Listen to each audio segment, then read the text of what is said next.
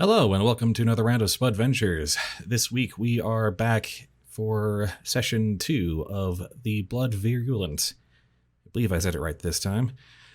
Our Vampire the Masquerade 5th edition Chronicle of Sedona by Night. Which, now that I say it out loud, is a much better title for this than the Blood Virulent. But I didn't get the memo that apparently every other tabletop show that does a vampire campaign does a X by Night title. Like Vancouver by Night, or Seattle by Night, or Chicago by Night. Sedona by Night would have been a much better title for this, but I didn't know it was going to be set in Sedona before we started, so whatever. I'm not salty. Anyway, with me tonight are VerminQuest, playing as Sylvia Lane. Hello. Azure Mountain, playing as Dr. Bright. Hey. Oblivious, playing as Gabriel Carter. Fly by night. Avis, playing as Dr. Circe Aislinn. Can you feel the love tonight? And Space Jawa, playing as Kazimer Grigori. Hello. Oh boy, and I guess we should recap what happened last session, which was basically just a normal night in Sedona, right? For our 5 humble vampires. Yeah. Sylvia got very paranoid. I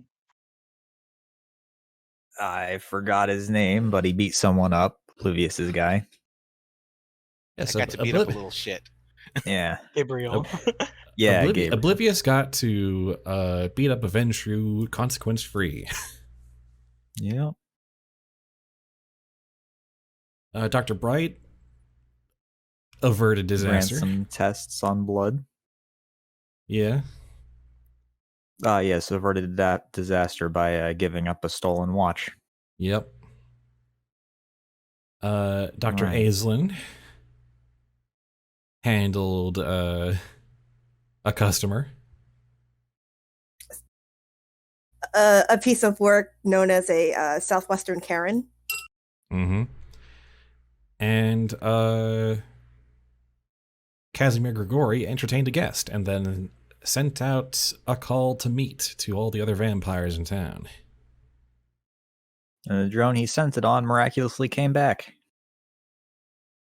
Because you've been talked to about this multiple times. Yeah. This time I just didn't see it, so that's why it's there. So You're busy that one time. That took up about half the night of this night. There is going to be kind of a town meeting between the vampires tomorrow to talk about what Cain told Kazimer, which is that the Caitiff Baron of Phoenix, whose domain you kind of all fall under, is going to do kind of an audit of all the vampires' activity in town to make sure that if a real intelligence organization starts probing into them, try and see and find anything that stands out and try to make a course correction before someone gets too much attention. Because, unfortunately, in the world of darkness, we are in the midst of a second Inquisition. Not since the Crusades has the higher-ups of the world been aware of the presence of vampires. The Masquerade has been somewhat breached, and so every vampire needs to be just a little more careful. Because no one expected them. Exactly. Yes, and like half of us are Masquerade breachers. Just a tad. But Don't know what you're talking about. Cough, cough. So, a meeting has been called to basically, give everyone a heads up that they're saying, yes, this is going to happen. Hide accordingly if need be. But until then, there's still a night asleep and another night before then. So, As the night draws to a close, is there anything else anyone else wanted to do before the sun rises? I know there was a few things some other people wanted to do. Not really important story-wise, but I'd probably check up on my stock and make sure everything's organized and labeled. Your stock, I assume you mean your blood Yes. bags, are running low. You've got a couple more drinks before you need to draw some more. It's been like the kid you operated on the previous night, who you had to give back the watch from. Yeah, Bit you got, anemic, probably. yeah, a bit. Can't take a whole lot of blood without killing him. Yeah, And that's not a thing that I do regularly. It's been somewhat slim pickings. Like, you've got enough to last you, if you kind of fast a bit, you could probably last a week on a couple of bags of blood. Yeah. But the thing is, like, you don't have a consistent supply. You draw from those who willingly give up blood in exchange for basically a surgery that they can't afford otherwise. Yeah. Or unwillingly. Yeah. They don't have a say in the matter. But it relies on violent It relies on them crime. being injured. Yeah. Which is even in some areas of northern Arizona is not always a guarantee, and especially not in Sedona. Not a whole lot of violent crime at all happens here. And you can't exactly draw blood from victims of property crime. Yeah. Be a lot more risky. You'd basically just be breaking, entering, and draining them. So it's not it's not your preference, but do you have a feeding exclusion flaw of drinking from the living? I don't think I do anyway. So you prefer to bag your blood, but I in a do. pinch, and certainly if you get hungry enough. Probably not in this campaign, but in general, you would your instincts would flare up, and you would go into a hunger frenzy or be at risk of it if you were at hunger 4. Yeah. But with the Iron Gullet perk, luckily I can store up enough blood without fear of it going bad, because even if it does, I can still make use of it. Yep. So. But yeah, in terms of your storage, you've got a couple more drinks. And probably several with drugs in them that I can't use. One of them is you tested it, and yeah, it's got some. It's not something that you recognize, but it's definitely a foreign substance, foreign liquid in it. I could probably sell that for a decent price. Yeah, but you raccoon of a vampire. Just a mystery drug. People like mysteries. You suspect it was that particular person you drew from. You suspect they might have like a white-collar job in a pharmaceutical industry.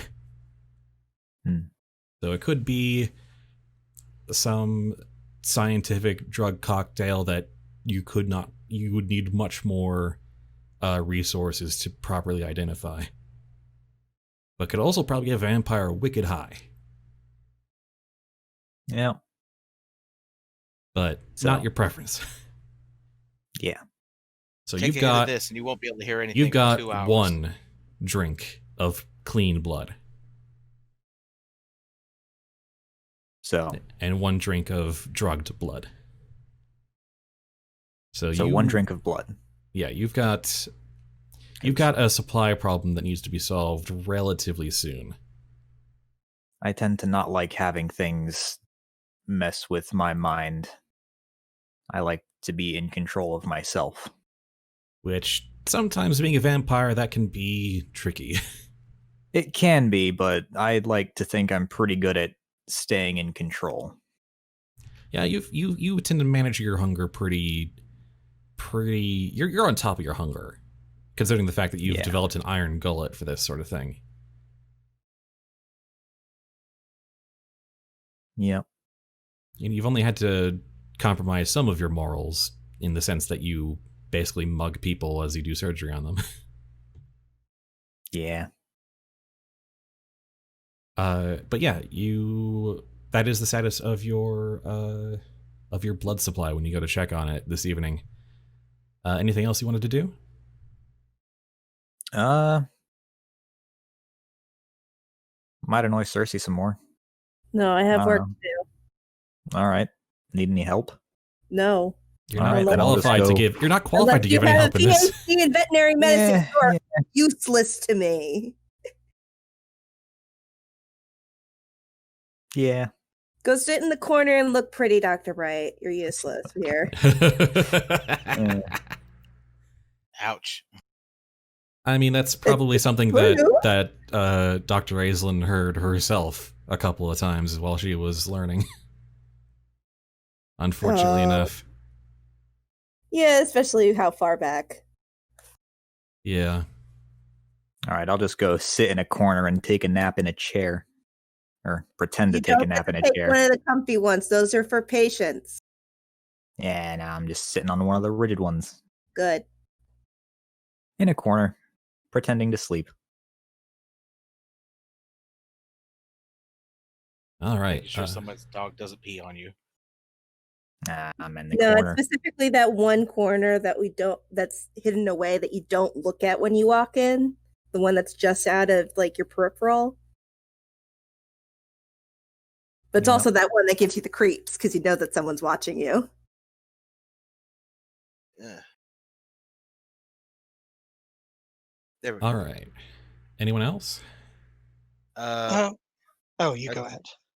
I was gonna say the thing he's gonna do is like, well, Gabe is gonna be like, well, let's see if I've got any need for quote meetings tomorrow because those are gonna have to be canceled. He won't be there. You don't have any like messages indicating that you've got like appointed meetings happening tomorrow. And if need be, you can just put up a closed sign and be like, I'll be back, 2 a.m., whatever. Whenever I feel like it. Yeah. You own the place. You could decide what's going to be a day off. And if other vampires passing through have a problem with that, they can just deal with it. Well, specifically, he's gonna be like, oh, say to his night help and be like, hey, tomorrow's a cleaning day. Keep it closed and locked. Nobody's supposed to be in, so just keep it quiet. If you finish cleaning, start inventory. Just keep busy until I get back, or if I don't get back, just keep everything locked up. If things get hairy, you know where the safe room is at. Who is your night help? She is. Her name is Lily. She is a student at the nearby college, and kind of gives a nice counterbalance to the. I won't say that Gabriel's unfriendly, but he's kind of cranky old man. Are you paying her or is she getting credits? No, he's paying her.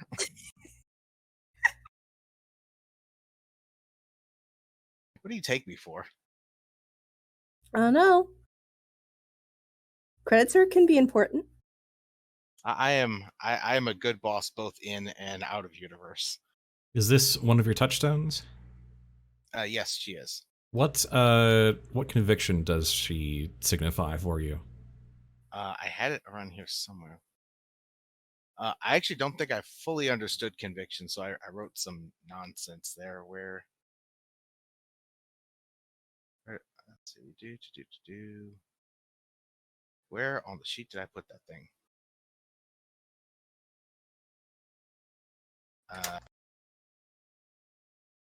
Butts, where did I put it? Oh wait, no, it should be near the top, shouldn't it? Control F. Ideally near where you put down your your touchstones. Yeah, I just forgot. Well, I forgot how to spell conviction for a second there.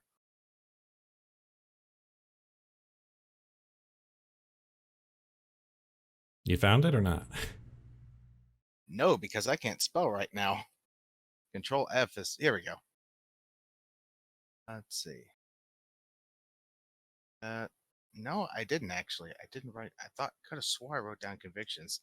Oh, I think I reminded you to put down some convictions, and then you just didn't.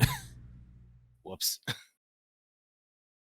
Well, either way, she does kind of brighten up the place compared to your grumpy attitude, and she takes some ironic joy in that of being like, "Yep, I'm the nice one. I'm the good cop. You don't want to talk to the bad cop." Yeah, because he's got a wicked right hook. But yeah, she's just like, "Yep, I'll do that, Mr. Carter." Off topic, but you just saying he's got a wicked right hook just made me think of someone with a hook for a hand doing a hook. I mean, given the context, that'd be something I could see actually happening in some situation. That's a really, really weird variant of Wolverine. Just instead of claws popping out, it's just a hook. I honestly don't know how that would work.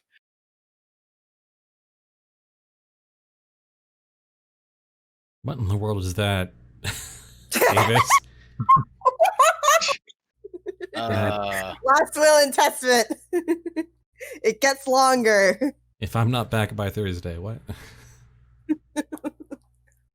If I'm not back by Thursday, remember to take the dogs out to train and get exercise, then bathe, then let the cats have some solitary fun time when the dogs are in. Make sure the horses get some time outside and clean their hooves, especially Northy because he's recovering from infection, ... because it gets much longer. I'm sure there's like... It's a list. I assume that there's like a spectrum to where, like, on one end, some of you like keep a tight hold on your little domains, and if you just disappear without warning, it'll fall apart. And there's also I imagine there's the other end of the spectrum where some of you are like, this place runs itself, and if I disappear for a couple of days without warning, they'll know what to do. We've already discussed this. Circe's clinic does run itself. She's just the highest ranked doctor there. So if she vanishes, it's not the end of the world. But you are kind of the star of the clinic. Yes, she is the absolute star. Like I was gonna say, if she disappears, because I've been in this situation, there are people who will complain, "Where's Dr. Aislinn? Only Dr. Aislinn can deal with my muffin." How many Karens do you take care of, just out of curiosity? They drive in from out of town to get her specifically. I have people who come out of state to our medical office to see our doctors. Oh god. Yeah. Okay. Horrible idea. I deal with this daily, monthly, weekly, and yearly. Drive-in Karen, this worst theme for a restaurant I've ever thought of. Yes, Circe is neurotic. Thank you, Jen. Oh, neurotic for eternity. She chose this life. She has to sit in this bed now. Yep. I made this butted nails. I'm going to sleep in it. Yep. I mean, really, the only alternative would be to fake your death, find a pack of Gangrel, and try to survive out in the wild. Which, no. Or fake your death and come to me to get a new face. Yeah, not much better. I'll go back to college again for the third time. Nah, I could just get you a fake one. Honorary degree is all the way down. Kazimer's got a minion who can do new identities for him. I still gotta get the skills. Yeah, there's actually kind of a industry of like forgery in this town in terms of the vampire underworld. Got multiple people who can fashion new identities for vampires who need to change and move somewhere else. I mean, better to have too many than too few. Yeah, it's just like I mean, it's this sort of like common criminal element that emerged that I imagine makes Sedona sort of like a I need to hide and change and then appear somewhere else kind of town in the middle of that transition process. yeah, it's a small town, good to lay low. Yeah. So yeah, To lay low, and then you head off to Phoenix. pretty much, yeah. I'd like to think that that's how a lot of these work. There's a small town that's like the hub of everything, and then it's near, like down the road from a major city, and then you go to the major city once everything's set up.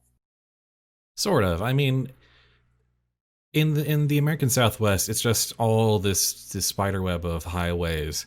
So there's a lot of ways you can either like pass through or kind of like go by stepping stones in a lot of different directions. And small towns generally, unless they have like a strong tourism industry like Sedona has in this version of the World of Darkness, they don't support a lot of vampires. Because, you know, small towns, word gets around. If someone gets discovered, that's it.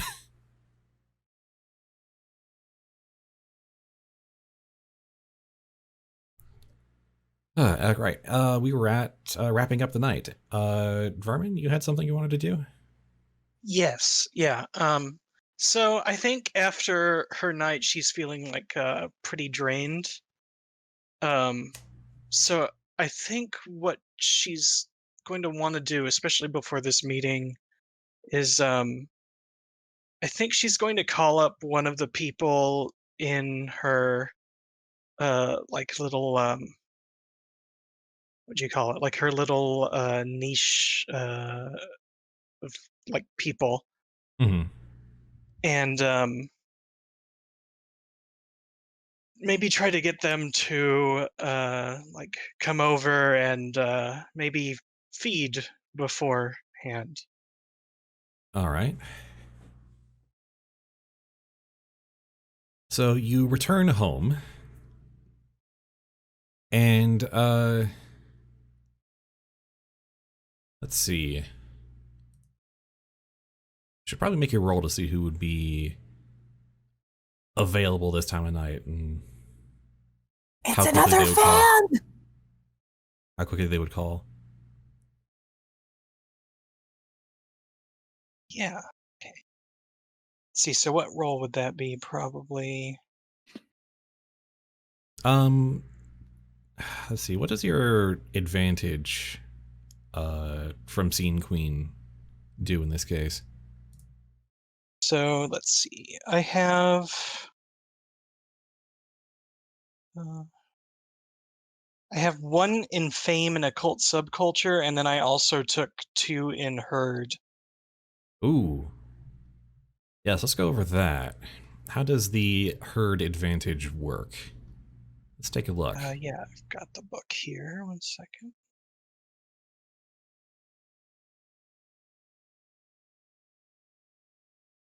Let's see. You have how many dots? 2. 2 dots. You have 4 to 7 vessels, half of whom share 1 resonance that you pick when you buy this advantage. So you've cultivated a group of vessels from whom you can feed without concern. You can use them to perform basic services, although they are neither as tightly controlled nor as loyal as retainers. If you can slake your herd rating and hunger each week without a roll. Huh.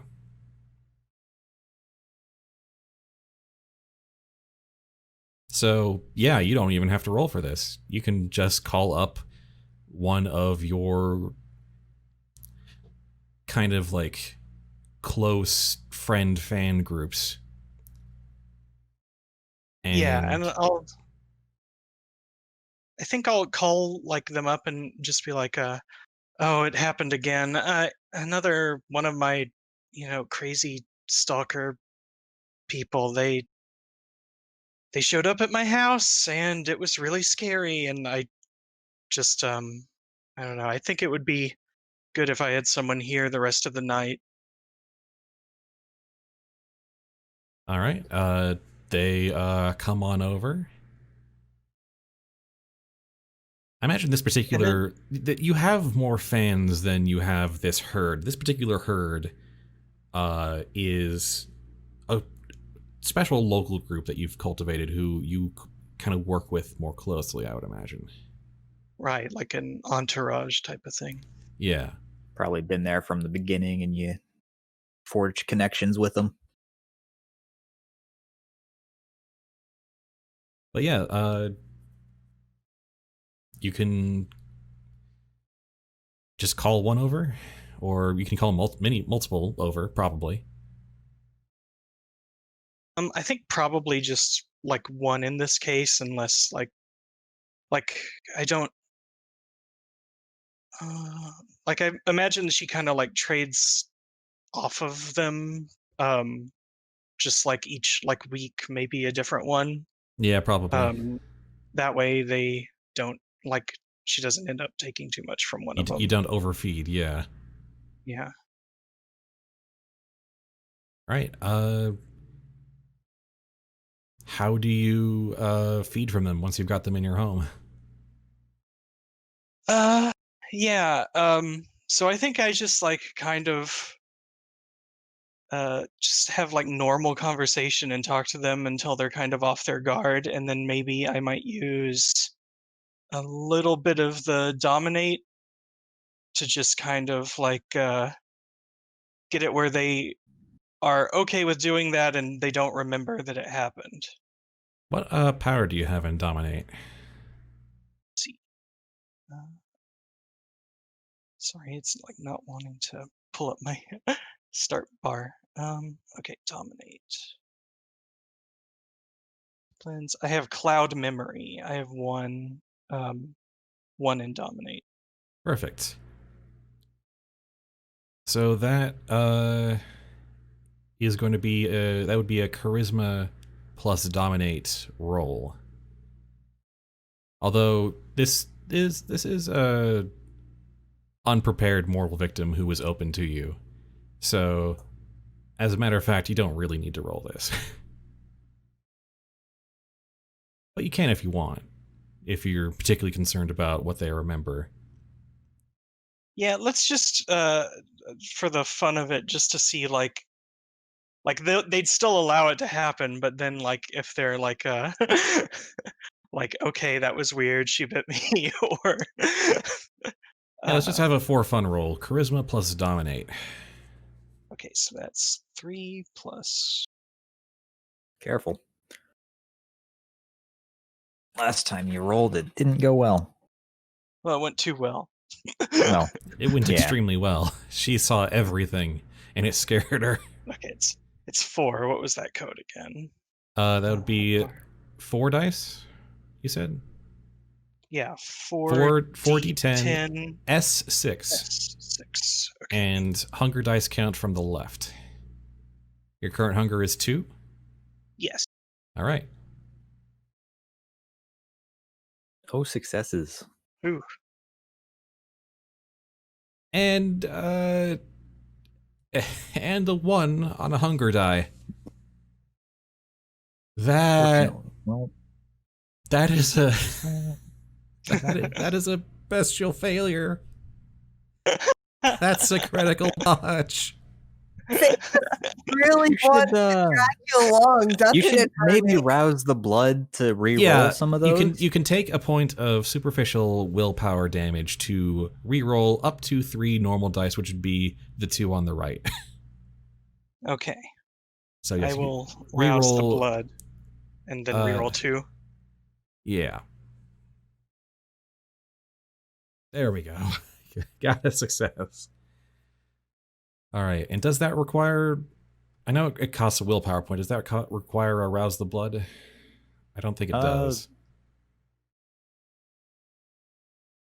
Yeah, you're probably right. Discipline rouse check re-roll. Oh. No, I think you do have to do a rouse check on the re-roll. Let me find that section specifically. There's been willpower.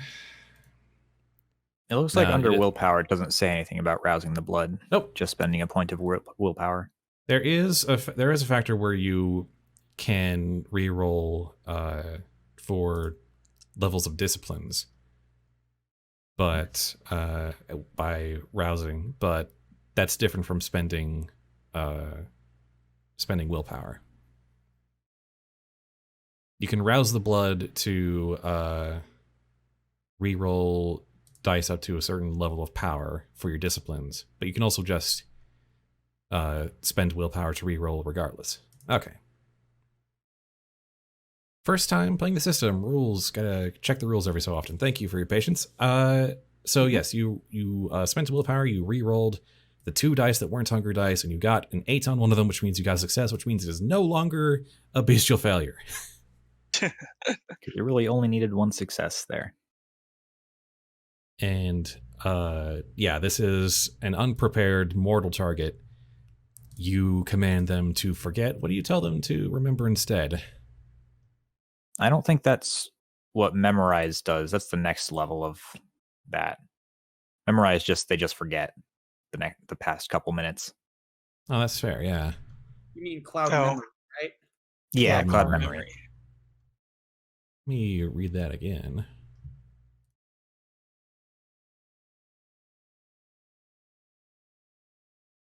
No, I can't find it. This is enough to mask a superficial feeding or a chance meeting. You just say forget, and they forget the current moment as well as the last few minutes, enough to mask. No new memories are formed, and if pressed, the victim realizes they have a few minutes missing. All right.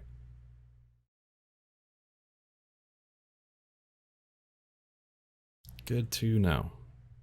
All right, so yeah, you just make them forget that you just fed from them, and you can feed.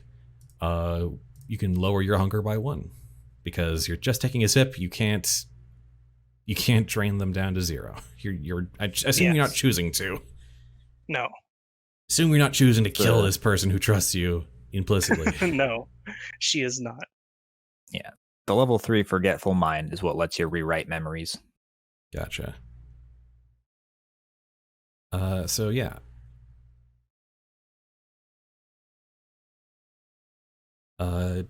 You feed and then make them forget that you fed from them. And it's pretty simple, even though for a minute, some of that paranoia from earlier this evening kind of gets ahead of you, and you're like, your instincts flare up, and you're like, I can't have anybody know. I can't even risk it. But you tamp it down with sheer force of will, and succeed in just making them forget it happened. And then they're like, well, anyway, what were we talking about? And they stay with you through the rest of the night and leave by sunrise. Yeah. I think that probably makes most sense. Like, you don't really want them to stick around when you go to sleep because there is no discernible difference between a sleeping vampire and a corpse. Right, and maybe I like specifically kind of like knew who like works their like day jobs at what time, and picked somebody who would I knew would have to leave in the morning, and then I could, Like this guy's got work at 5 a.m. Yeah, exactly.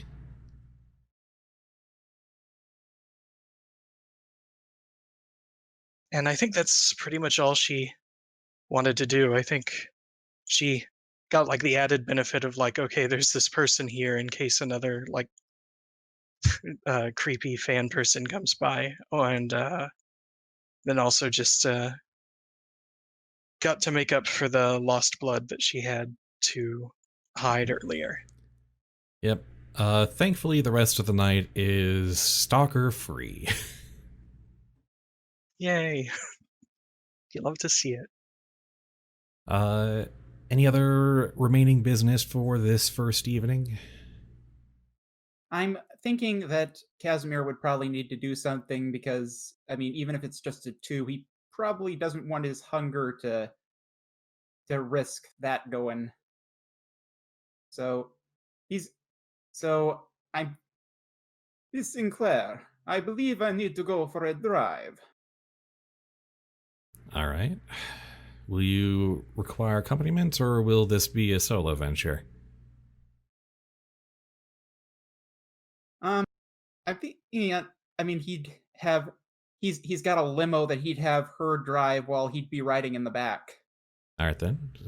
I'll get the limo started.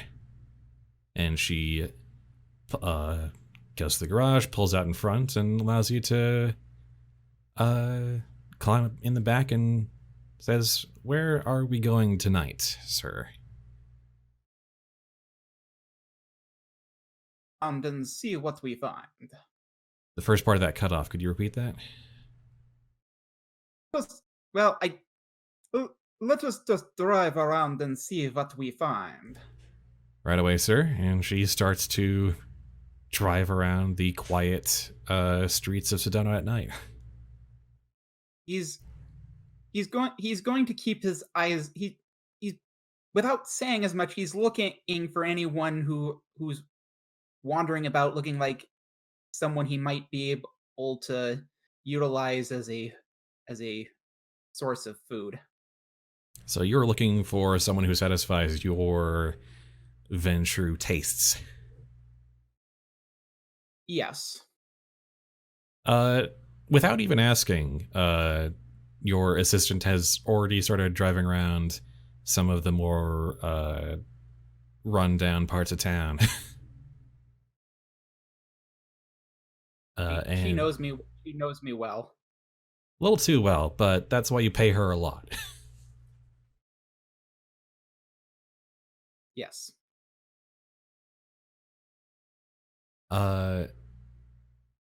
I guess, do you want to roll something to find someone downtrodden to feed on? I suppose I probably should. Let's say either wits or resolve and awareness.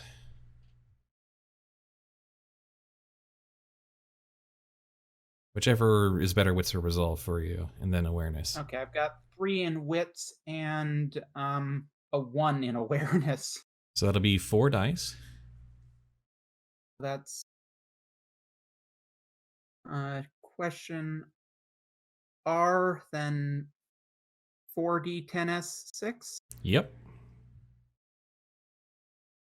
And your hunger is at 2, correct? My hunger is currently at 2. All right, you got 1 success. It wasn't a hunger die, but it wasn't a 10 or a 1, so it's just fine. That doesn't matter. Okay. With 1 success, pickings are slim tonight. Sedona has its share of like people down on their luck, but it also has a lot of like kind of well-off white-collar people. The property values around here have just been inflating the last 10 years. Just the housing market around here is ridiculous. But that sounds like something I may have to look into in the near future. But it also leads to its fair, the occasional eviction. But the thing about being in a small town surrounded by highways is that when someone fails out, they usually travel out of the town to find someone to bunker with and rely on. But you drive around and see people like coming out of bars late in the morning, looking kind of revelry, that kind of thing. It's like we pass them up. They're just too happy. You just know it. And then down sort of in a business park, you find kind of a shabby looking man setting up a small tent next to a parking lot. Well, that definitely looks like someone who would fit the bill. Oh yes. Miss Sinclair, could you pull over? Could you pull over? Will do. She does. Just it's an empty street, so she just pulls right and parks on the curb. And Kazimer will open the door so that in the direction of the man. Just open the door. You're gonna step out or no? Well, see first if he reacts to the door opening. Just the door opening. He's in the middle of setting up his tent, and he just kind of gives you in the limo a withering glare. Just like, what are you doing? He's got kind of a messy, scraggly beard and sort of dark tannish skin.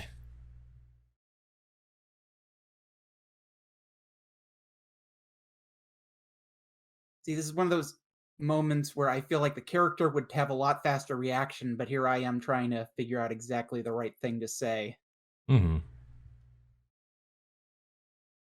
Well, if you don't want to just like roleplay every single word here, we can just make it a roll and just kind of skip to the consequence of it.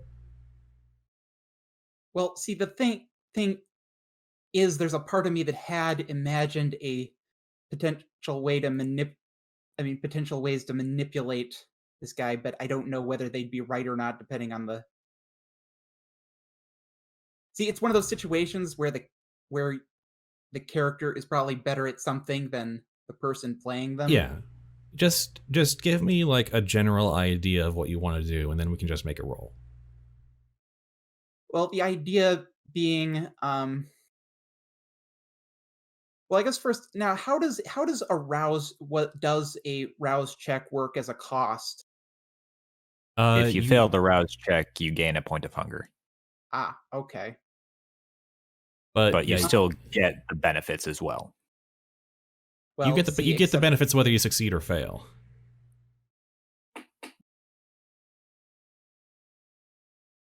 You could use create a blood surge, rouse with blood. Boost. But you also probably don't really need to with all the dice you'll have for this roll.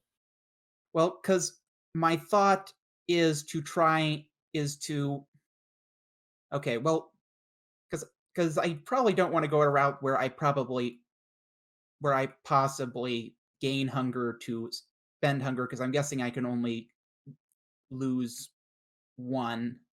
I can only sate one. You could sate 2 from a person. It would just leave them very weak.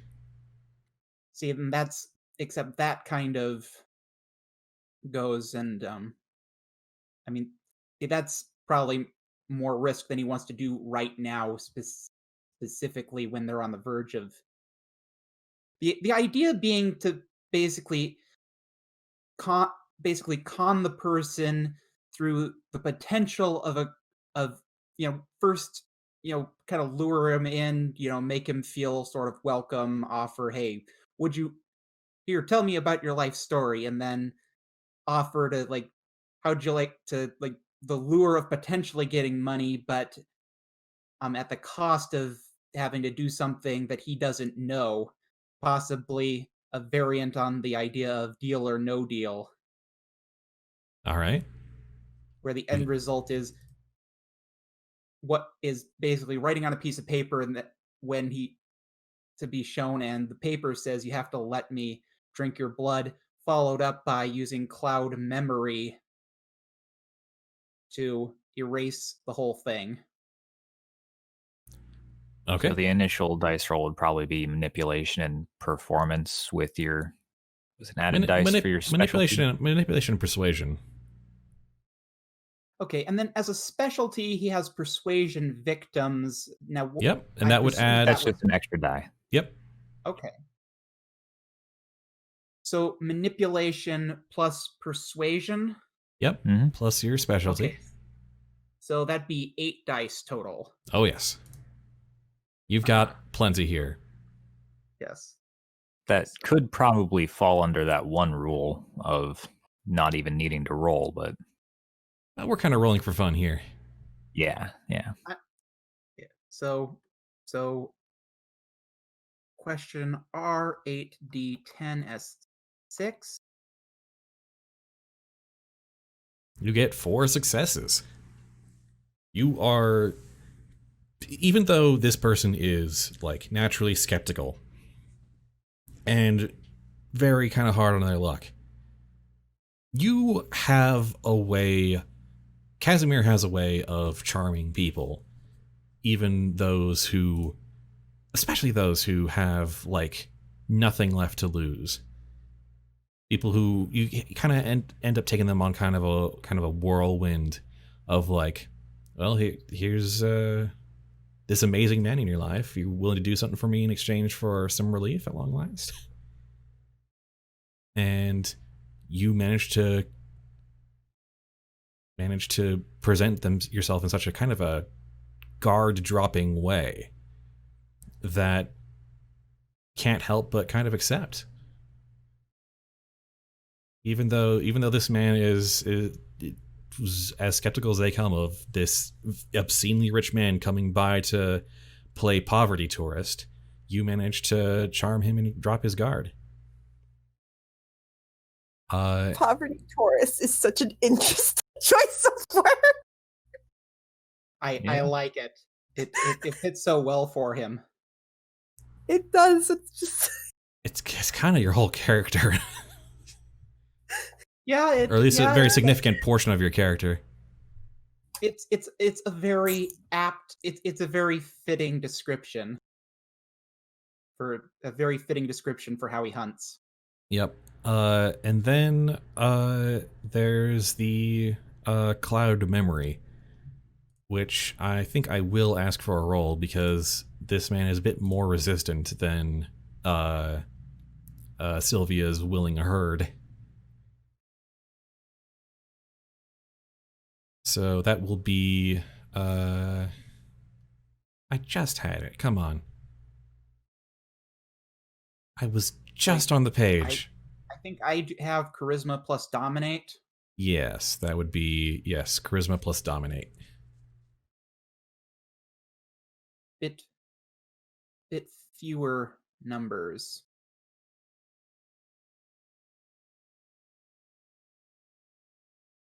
But I will say you do slake your hunger down to 1 before this.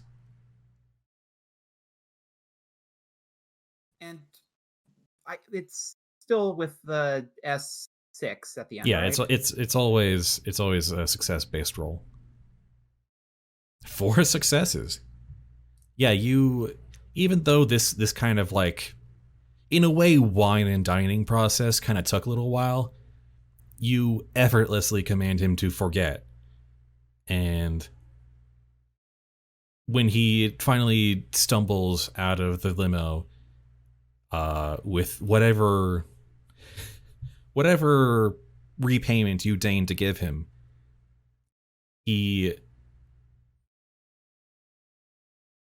just the last few minutes are just a whirlwind blur for him. Well, here's the well, I mean, because I'm wondering if like the way I'm imagining is like actually works the way like, well, yeah. Well, How do you want this to work? He's got resources to spare, so it really doesn't. So to him, it really doesn't matter what he leaves the guy to walk off with. Not too much, because you want him to stay miserable for next time. And now he can actually afford to sleep in a hotel room for the night. Although I suppose hotels might be questioning of why this might well, never mind. It's not your problem. You don't care. That is true. That's for poor people to figure out. True. So yes, you successfully have fed on your chosen demographic and reduce your hunger down to 1 for the night. Just another night in Sedona. Yes. And you have your driver take you back to the mansion? Yes, he will, and while engaging in casual conversation with her. Did she witness you drinking this blood? No, he would have had the, like, you know, that divider wall that keeps the driver from knowing what's going on in back. He had that up while he was talking with this guy. Mm-hmm. So, but after the guy walks off and they're on the way home, he slides it down, and then, you know, just a friendly, casual conversation between an employer and his top minion. She engages you professionally on the way back to home. All right. Part of me wants to see about making a roll to see about nudging it into a more friendly conversation. But Yeah. I don't know. I'm making some assumptions about your working relationship because you pay her very well to be private security and personal assistant. But also you are kind of obvious about what you are. And in order to sort of maintain that professionalism, she kind of has to do this thing where she just kind of consciously ignores everything, all the evidence in front of her, and chooses not to investigate further. So I imagine if he's gone, who's gonna pay her? I imagine that she is not like rude and cold, but like very calculatingly precisely at arm's length emotionally. that makes sense. Like, not close and friendly, but not like cold and clocking the timestamp, whatever. It's mix kind of in the middle where you're like, hey boss, yep, will do, boss. A very, very calculated balancing act. Indeed. Sanity preserving cognitive dissonance. Exactly. So you can definitely try to engage in friendly conversation, just you will always be left wondering if it was genuinely friendly conversation. An unfortunate side effect of the setup of their relationship. Indeed. Yeah, the options are he's actually a vampire, or he's a weirdo rich man who thinks he's a vampire and indulges in that, and doesn't really want to deal with either of those.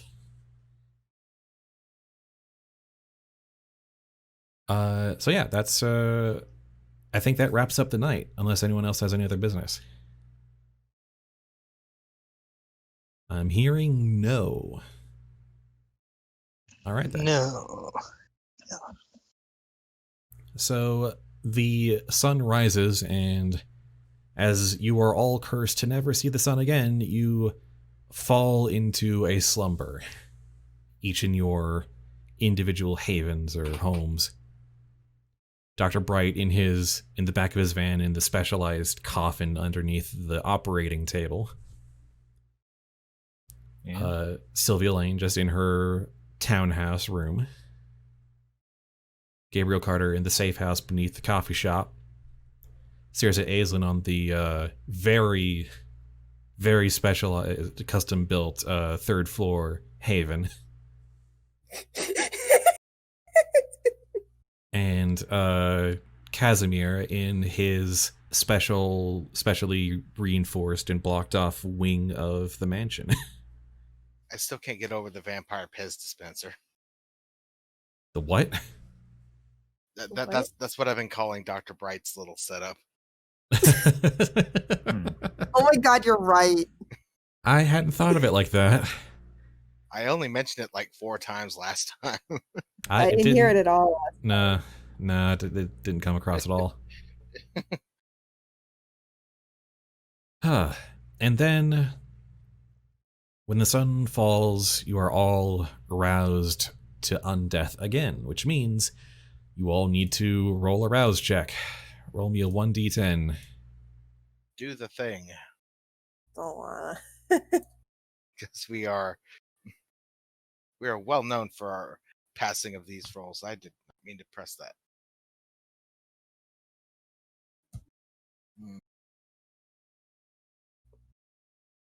Avis rolled a 9. You do not get hungrier.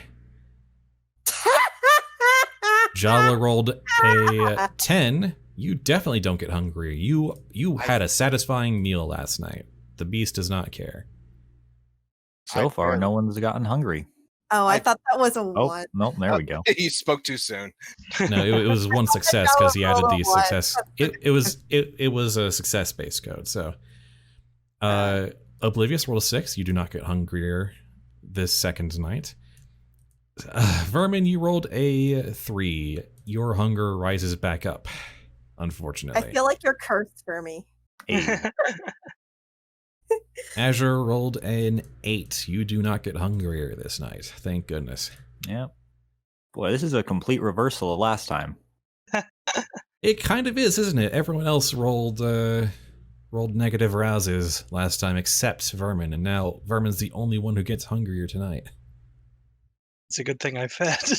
Yeah, otherwise he would be at hunger 3, and that would start being very bad. Yeah.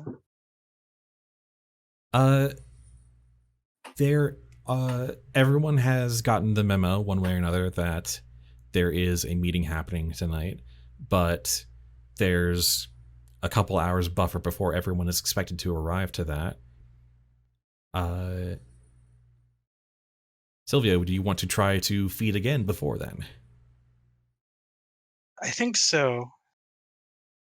So I can't use my... Yeah.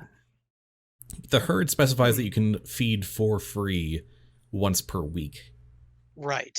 So I can't use that anymore. But you can, I think that's more the automatic effect. You can still try to feed manually, if that makes any sense.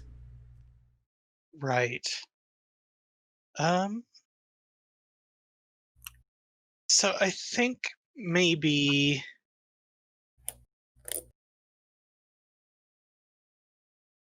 I mean, I'm in like the like downtown area. There's got to be like, I don't know, a club or something where I can just try to find a person. Probably, yeah.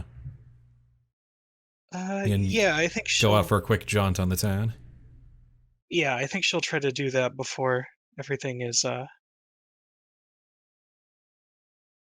everything's done. So, yeah, I think she'll look for the like whatever probably very goth style nightclub is.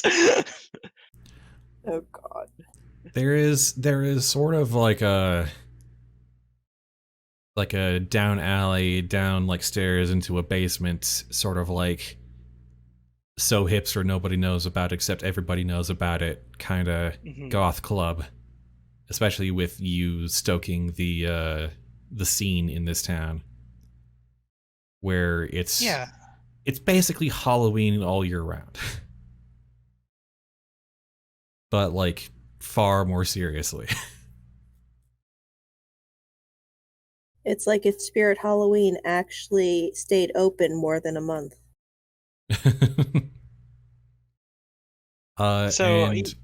And when you arrive, you're a known quantity there. You know, a lot of people recognize you on sight.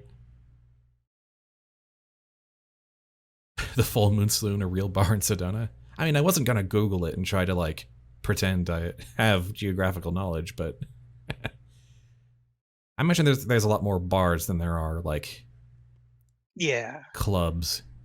I mean, the Full Moon Saloon sounds more like a werewolf theme, but Or a Gangrel thing. I've never been there. I imagine that it's more, that's more of a bar, and what you're looking for is more like more where the hipsters hang out, yeah. Where the raves happen. Yeah, so I think maybe I think she is just going to kind of take a look around for someone who doesn't seem too, I don't know, in a altered state. Um, Um, Someone who's buzzed and is a wallflower. I haven't been to many goth clubs myself. So who would you imagine would be kind of like there but not drinking or dancing or anything? Just well, just drinking is okay. But maybe someone who's like not so much on the dance floor and kind of off to the side, but is kind of looking around like I imagine this maybe they're a particular club is tourist or like something. it's like half wallflowers. But Oh, like yeah. Someone like that's there.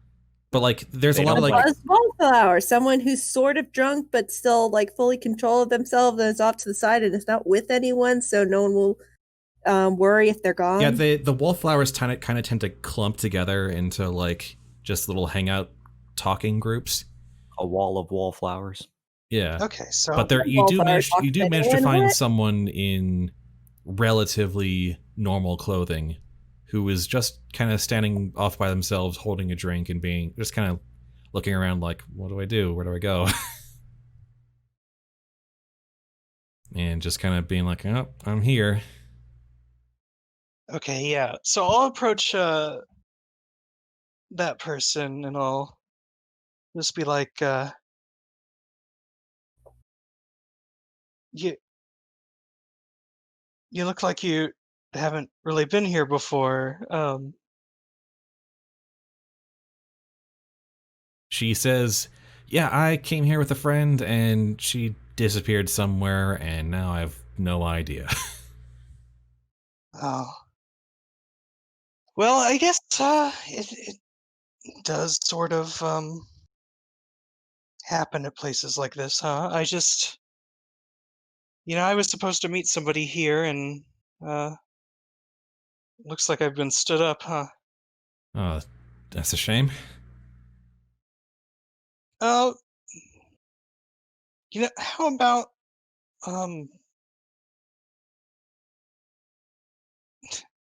I just feel bad because your friend left you. How about like I don't know, you come over here and I'll buy you a drink if you want. I should probably call my friend and, well, it'll be fine. Just a few minutes. Yeah, sure. Okay. So I think, yeah, they just go to the bar and maybe she'll buy another drink and like talk while that's getting ready. Yeah, so She remarks that, wow, they really seem to know you around here. You know, the bartender knows you. Everyone around here is like looking at you. You like some kind of celebrity? I'm a writer. I write all sorts of different things. I'm in the newspaper here. It's kind of funny. It's you know, uh horoscopes. Huh. Just, guess you write some really awesome horoscopes. Well, it's not just horoscopes. I've written books and other things. But yeah, I mean, lots of people in here are all about that. Have you ever gotten a reading? I mean, one time at like a fair, it just kind of nothing. Oh, you have to try it. Okay. Here, when you finish your drink, let's go over somewhere like she'll like try to find like a corner and You know where all the dark corners that no one's looking at are. right and we're gonna I want to give you a psychic reading, okay? I know it sounds crazy, but I don't know. It's you're here. As long as you don't try to sell me Be on anything, fun. I'm down. First one's free. Absolutely not. I mean, if you like it, you can buy my book. I'm not gonna buy your book. But yeah, she's buzzed and she's game, and she follows you to this sort of like booth at the very end. That's kind of like walled off from the rest. The booths are kind of like their own little alcoves with walls between them, so that it's hard to look in. So, for authenticity's sake, Are you actually going to do a reading? I don't know. I don't think Sense the Unseen is going to do that much, but maybe a premonition. Yeah. Let me take a look at how that works. I have parasites. Do you want them?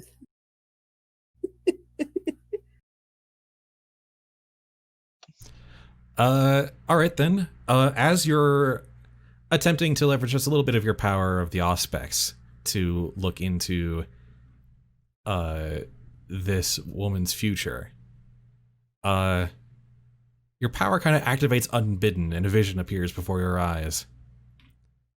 A blurry face, and then someone saying, "The shitty Inquisition." And then it ends.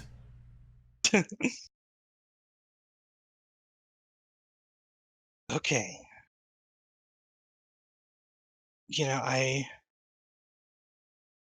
I'm seeing something. It's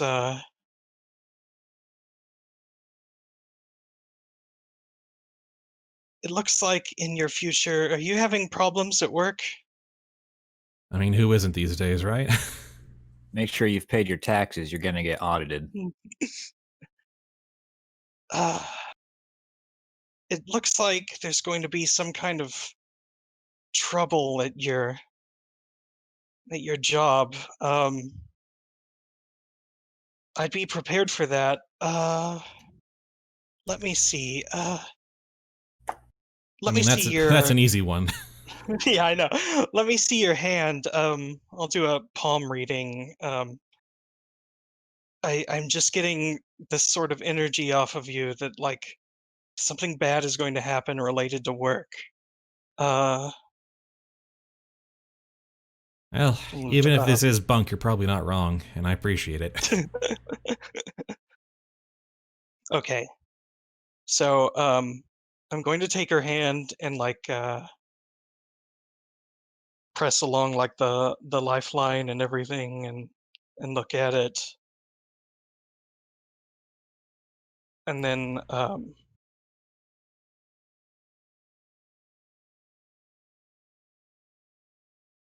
I'm going to be like, this is going to be kind of weird.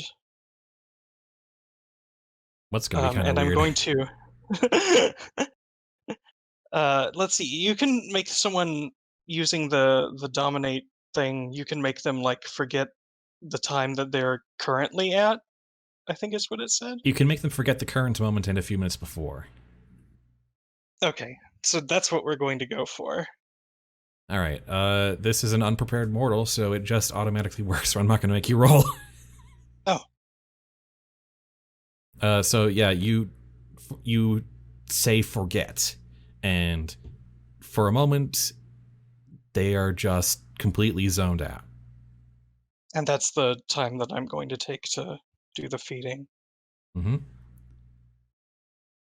You just bite down on their wrist and suck down a sip, then lick it closed. And she kind of blinks and is like, whoa, what? What was that? Oh, did you have a vision? Not so much a vision as a really strong feeling. Whoa. Oh. Kind of woozy now. Looking at your lifeline, I think you're going to be okay. It's one of your co-workers that I think must be having the problem. Now, it's going to be better for you to Oh, Rick. sort of... Yeah, it's going to be better for you to lie low. Now, you have, like, different ways you can go with this. Is if you support Rick, I think, things are going to go well for him, but they might go worse for you in the future. But I think if you just kind of let him do his own thing, it might end up going really well. That's how these sort of things work. It's like a take it or leave it sort of thing. Well, it was really nice meeting you. I don't want to be like your friend and just disappear. So, yeah, let me just make sure. I'm gonna go talk to the bartender and see if he knows who you came in with, and just find out, make sure they're okay. All right? I'm just gonna call her up at this point, but it's been surprisingly interesting. Oh, yeah. Dev's still not gonna buy your book, but I might look up the summary on Amazon. Yeah, or just you can check out the paper every week, whatever. I mean, it's something to do in this town, right? Certainly is. Okay, I've got a jet. I'll see ya. See ya. And you leave her be. Fun fact, when she said I've got a jet, she wasn't meaning she had to leave. She literally has a personal jet. No, she doesn't. She's not that rich. Yeah. Yeah. Cazimer has a personal jet. He probably has more than one personal jet. You rent out an airfield. He probably bought a personal jet for his assistant. Probably. More like a personal plane than a jet, but...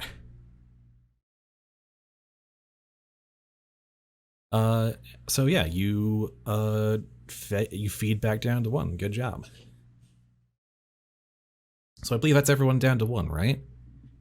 Nope. No? I have 2 from the last session. Oh right, yeah, you haven't actually fed, but you just managed to not rouse. Well, didn't you? I thought you fed No, him but one yeah, of your night you- group. Oh wait, Yeah. I did. I just didn't change that because I'm an idiot. Oh yeah, you absolutely did feed, yeah. So yeah, you're back down. Everyone's back down to 1. Huzzah! You're still all a little bit hungry. The beast still craves What the else is new? satisfaction of ending a life, but you've all been living with that desire for over a decade now. So what else is new? For me, it's been just about a decade. Longer. Any other outstanding business before the meeting comes around? I think the only thing that I want to make sure that I say that I have Circe do is she's going to, and this is all just business work, is make sure she set up Cedric the tech sheet fed from his PTO time for him to recover and relax for a little bit and be out of the way for a bit. So we can focus on recovering all that blood. Yeah. Because, you take care of you and yours and that which is yours. And you pay people to take time off. You do a good job of managing your crew, which is why they like working for you, despite the fact that you're a vampire. Yes, I mean, I give you vacation time for letting me drain you of a few pints. It's a pretty good deal. And I pay you for it. In 2021, yeah, that's an excellent deal. I get 4 days off for giving some blood. Sure, yeah, I'll take it. I get 4 paid days off. Yeah, just like I was gonna joke about that, but I was like, wow, that actually does sound pretty good. It's pretty good. I'd take that deal. yeah. Look, my last boss never drank my blood, but you don't try to cut my insurance and you give me PTO. Exactly. Yeah. And it's a medical field, so you know the insurance is good. Anyway. Oh, we made ourselves depressed. That's fun. All right. So yeah, you take care of that bit of paperwork before the meeting. Just bookkeeping stuff at the clinic. Yep. And then it comes time. Kazimer, I imagine this takes place at one of your properties. Do you have any ideas about like where this would happen and like under what guise this meeting would be assembled? Like a hotel or a warehouse or, you know, just some kind of like secluded private area?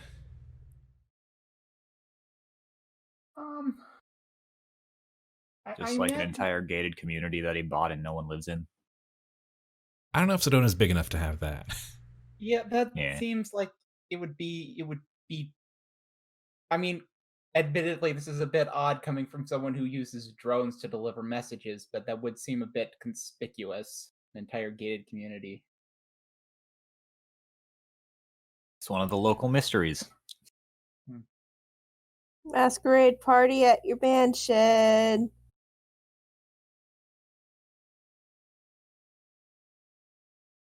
God, would you do that? I would if I were Kazimer. That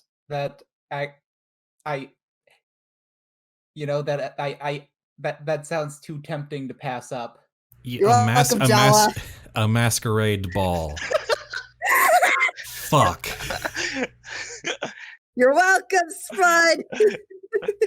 Half of the people understand, and half of them are just like, wait, this is what you meant. Wait, I thought we were talking about the actual masquerade. You were being literal. Fuck, that sounds too perfect. John, were you okay with this?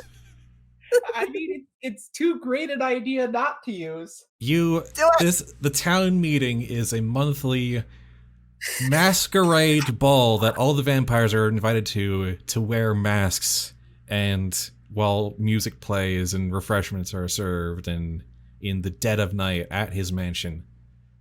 This is why Circe never goes. And even with the mask, everyone knows who Bright is because he's still wearing the lab coat. See, and occasionally he will host masquerade balls for other people in town. Sometimes people from nearby towns, just to put up the illusion that. But they're still like very exclusive, invite only things. But it's frequent enough and with different clientele that it's a reoccurring thing and no one questions it. It's like, oh, it's one of just the rich guy being rich. One of Mr. Grigori's parties again. Oh. I mean, it's invite only, but sometimes he will invite a number of people that you might not expect, just to throw people off guard on who's actually showing up. Like me. Yeah, but you never show up. Yeah, except for when I do. Which is rare, but I mean, you know. I can steal some things and sell them later. I have other things to do. when I was posing the question, I was thinking like a conference room at like, you know, the local Hilton or whatever, but this is surprising. It's extremely on the nose and yet somehow perfect. And because it's like this whole like rich eccentricism thing, it works as a surprisingly decent smoke screen is the way I'm thinking of this. Because, yeah, it's just the rich guy being like really... It's hiding in plain sight as opposed to actual clandestine stuff. God damn. Like he's just so weird. It's like, Like, honestly, I think it would be more tipping off if like it was a more normal affair. Probably. That's the messed up thing. I'm looking at the OPSEC here and I'm like, this is actually, of the options, it works surprisingly well because it's at your own haven where you've got private security too. It's like he embraces he's embraced making his entire life a refuge in audacity. That's kind of your other tentpole of character there. Yeah, I Which- was looking for the phrase, and you kind of nailed it. Refuge and audacity. And he does it, and he doesn't do it because he can get away with it with doing rich. He does it on grounds of I'm doing rich, and I am going to exploit the fact that I am stupidly rich. It's surprisingly calculated, which makes it all the more terrifying. Okay, so you have your staff prepare the decorations and refreshments for the bi-monthly Masquerade ball, to which all the other vampires in Sedona were invited. And on top of that, for people who don't come in some sort of disguise, there's the classic type masks that they have for when like ye old style masquerade balls. He's got those that people who are free to take them if they'd like, and he's not going to stop anyone from coming in, but he is. You've got an extensive collection. Yes. Oh, Circe has a mask. She just doesn't go because she has better things to do than go to your party. She's been told to this time. Yeah, she's been told to this time. I mean, normally he'd overlook it, but this time it was said, yeah, you really can't miss out. It's very much a can't miss event.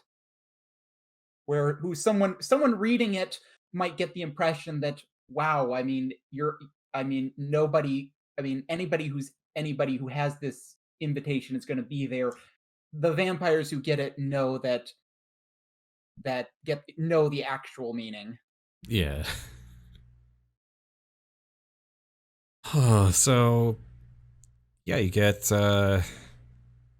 speakers set up and a music playing, and at least the appearance of like a table full of refreshments, even though none of the vampires are going to be eating or drinking. Kazimer will be drinking. He can get away with it. Oh yeah.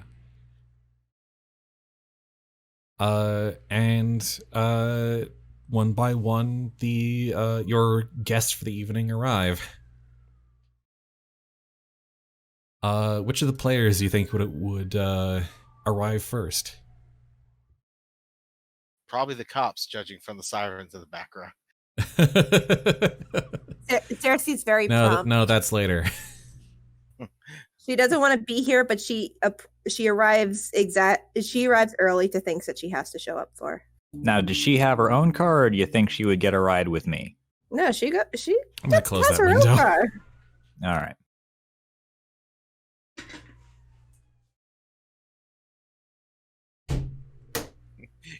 Gabriel has celerity. He can get there fast if he wants to. She has some class. She is not walking.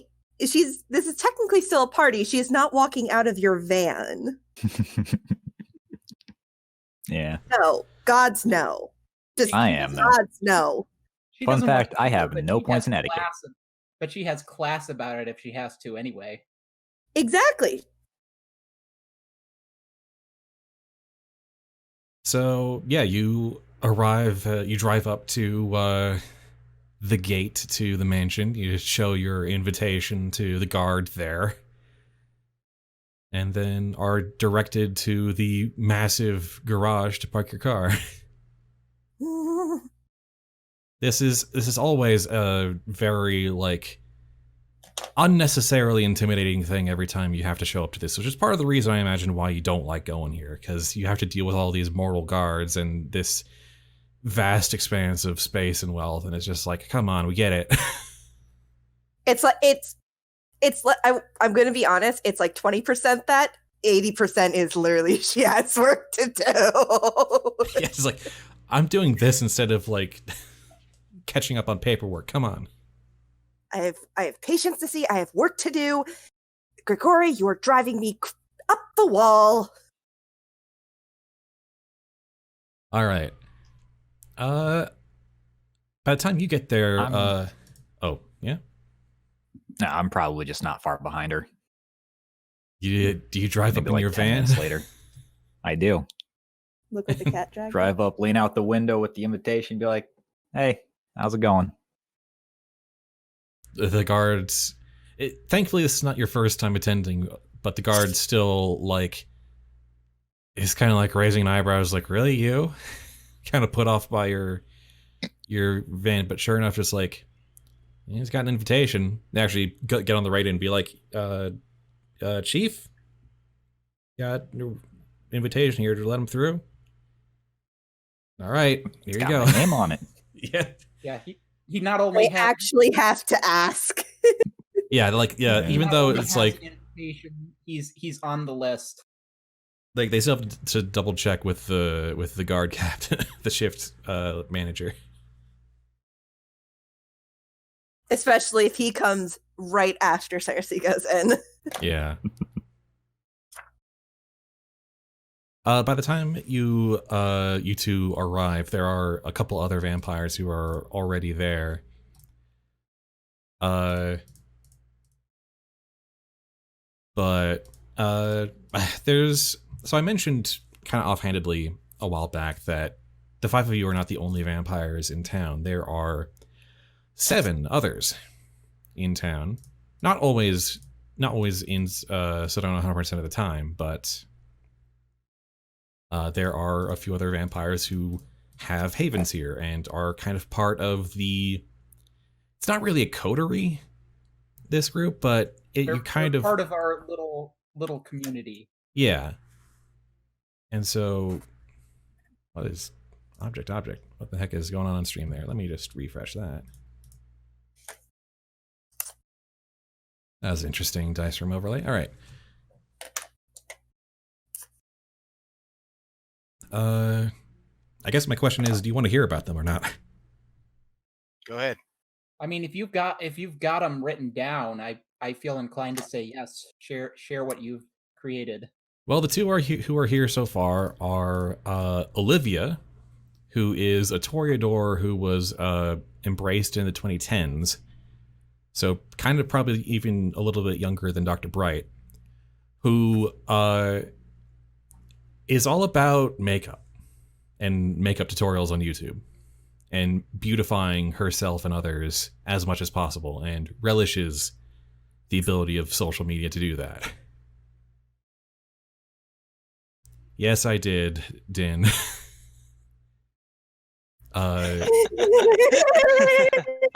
So, full disclosure, Great Din sent me a list of like, here's some character concepts I came up with for vampires, and I said, One for each look, clan.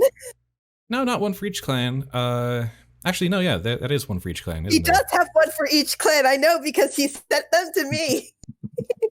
Same. They are all wonderful. they are quite the cast. There is yes, the makeup tutorial Toreador who always is carrying a hand mirror in case her clan compulsion comes up and she has to stare at something beautiful, so she can stare at her lavishly painted face. Like it is never not this like runway ready picture of feminine beauty.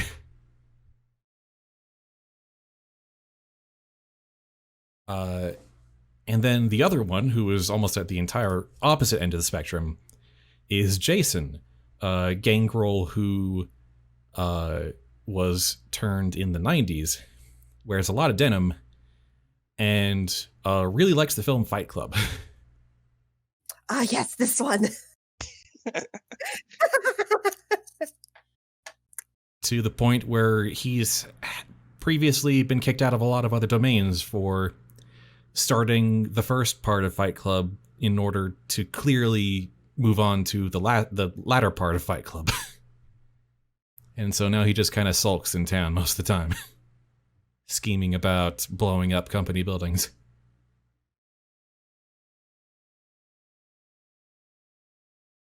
So yeah, those are the 2 vampires who are currently at the ball. Olivia has brought a very like narrow mask that just covers around her eyes and leaves a lot of the like makeup on her face revealed.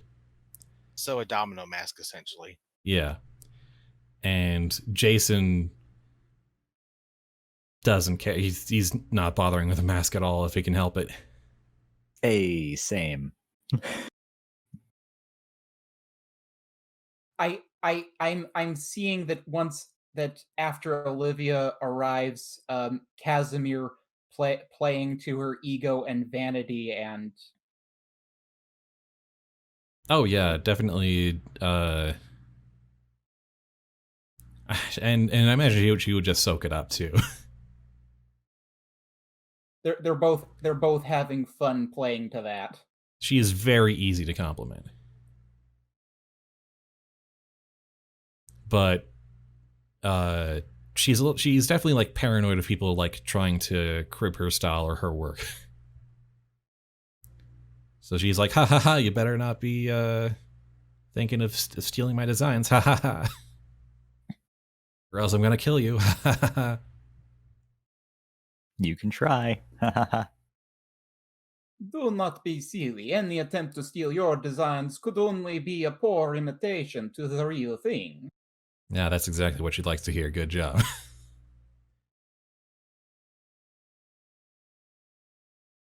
Now, if she starts trying to recommend beauty products for you, that might go a different direction. But I think it's time for another player to arrive. See, who's left? I know it's me and You should and- be 2 others.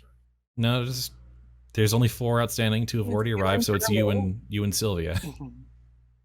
Okay. I feel well, yeah, you should go first. I feel like she'd probably be kind of like she'd try to get there on time, but because of the whole having to feed beforehand, and she doesn't have a car, so she'd probably have to like find an Uber or something. Oh yeah. Yeah. She doesn't he's normally need a car. No, I fully get it. I love it. All right. So yeah, you basically dropped off at the gate and then show your invitation and then walk up the driveway to the mansion. Are you talking about me or Sylvia?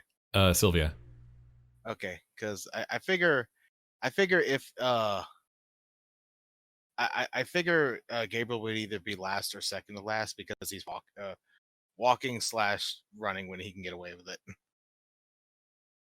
You're gonna arrive to a masquerade party sweaty, you animal. The vampires don't sweat. They don't produce bodily fluids.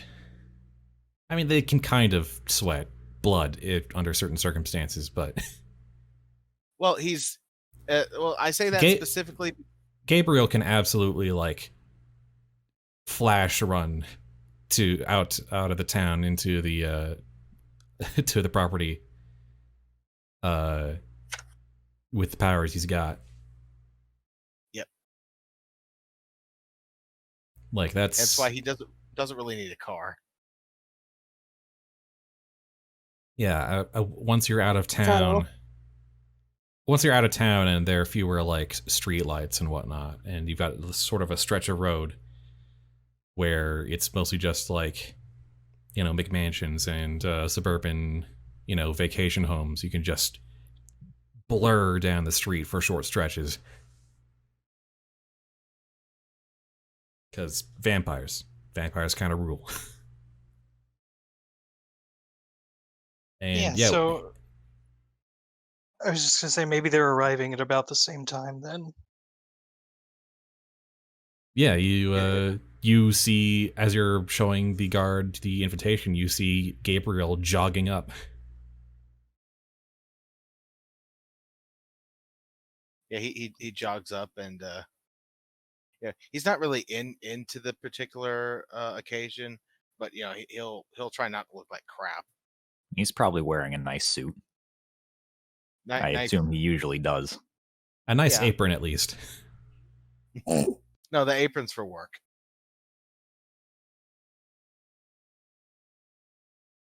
So what are you wearing then? Well, Clothing. he's actually got a nice pinstripe suit and a nice little overcoat. Nothing like in the Grigori style of expense, but That's pretty sweet for a Brujah. Well, he doesn't need to spend money on food, and he doesn't need a car or anything. So, And you've probably earned a lot of favors from a lot of richer vampires, like the one you've earned a boon from yesterday. I've been kind of imagining him in a black suit vest with a white button-up shirt and a bow tie. yeah, that's actually what I was picturing. Oh, there we go. That's perfect. Yeah. Like classic fancy cafe baristas. Yep. Just minus the apron. For this particular place, usually he does have the Yeah. apron. Yeah, I just meant now. But, like that's a pretty good outfit for formal events, as well as just I'm working in the cafe. Trying to think of what hat would be complimentary to it. I don't think he needs a hat. He does not need a hat for a party. He doesn't need a hat, but He does not need a hat for a party. Probably have to hold it on if he's doing his running thing. That too. I could picture him doing that. It's like just one hand to the side, one holding onto the hat. I can't really imagine a hat that would work. It doesn't.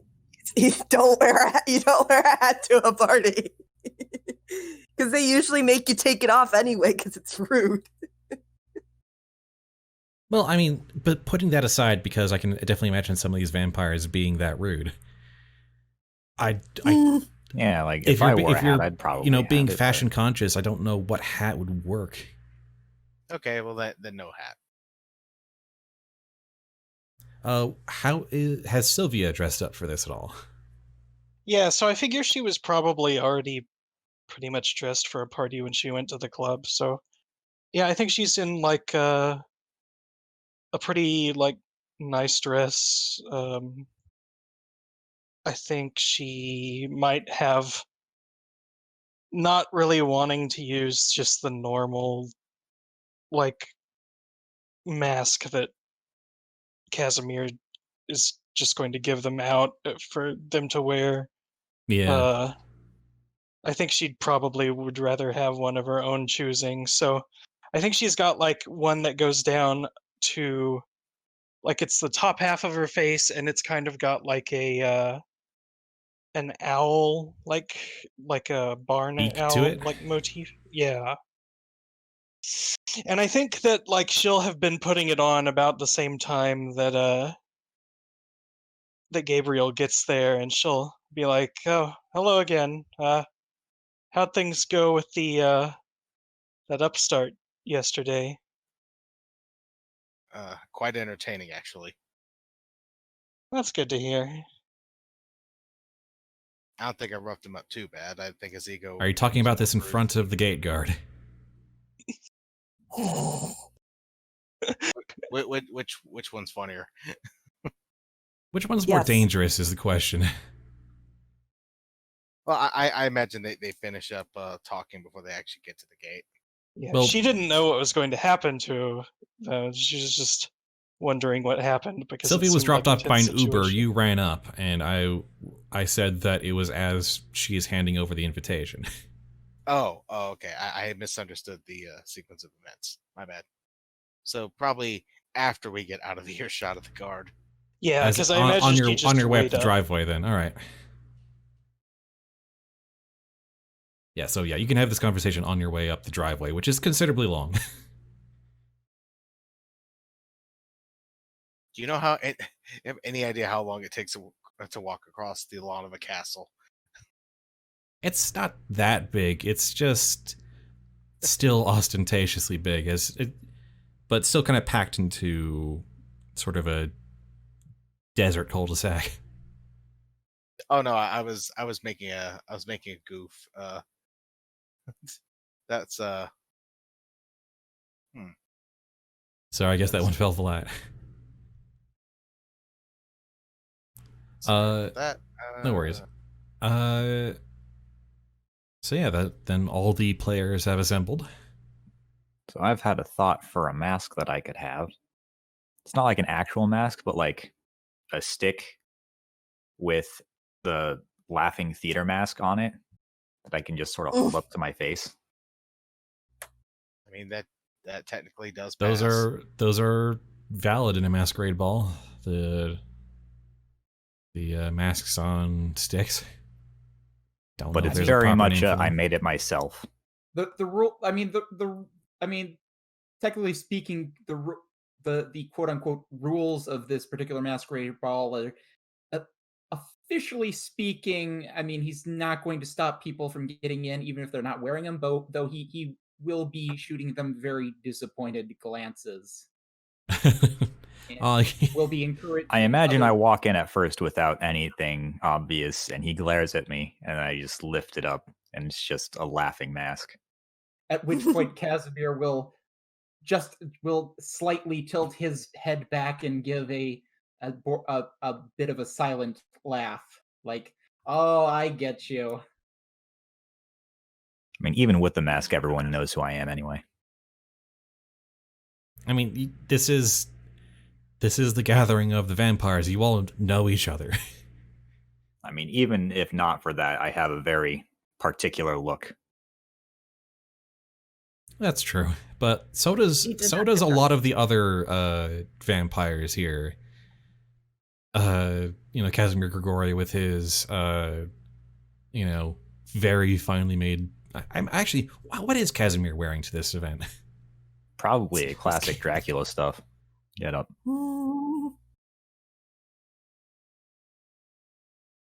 Just the black and red cape. Yeah.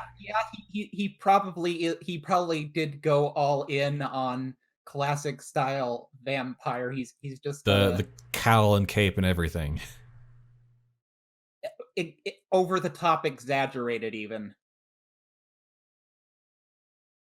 Just he's just Grigori exaggerated? Do tell. The collar goes up over his head. Yes, and then some, and with the tips being curled into circles just a little.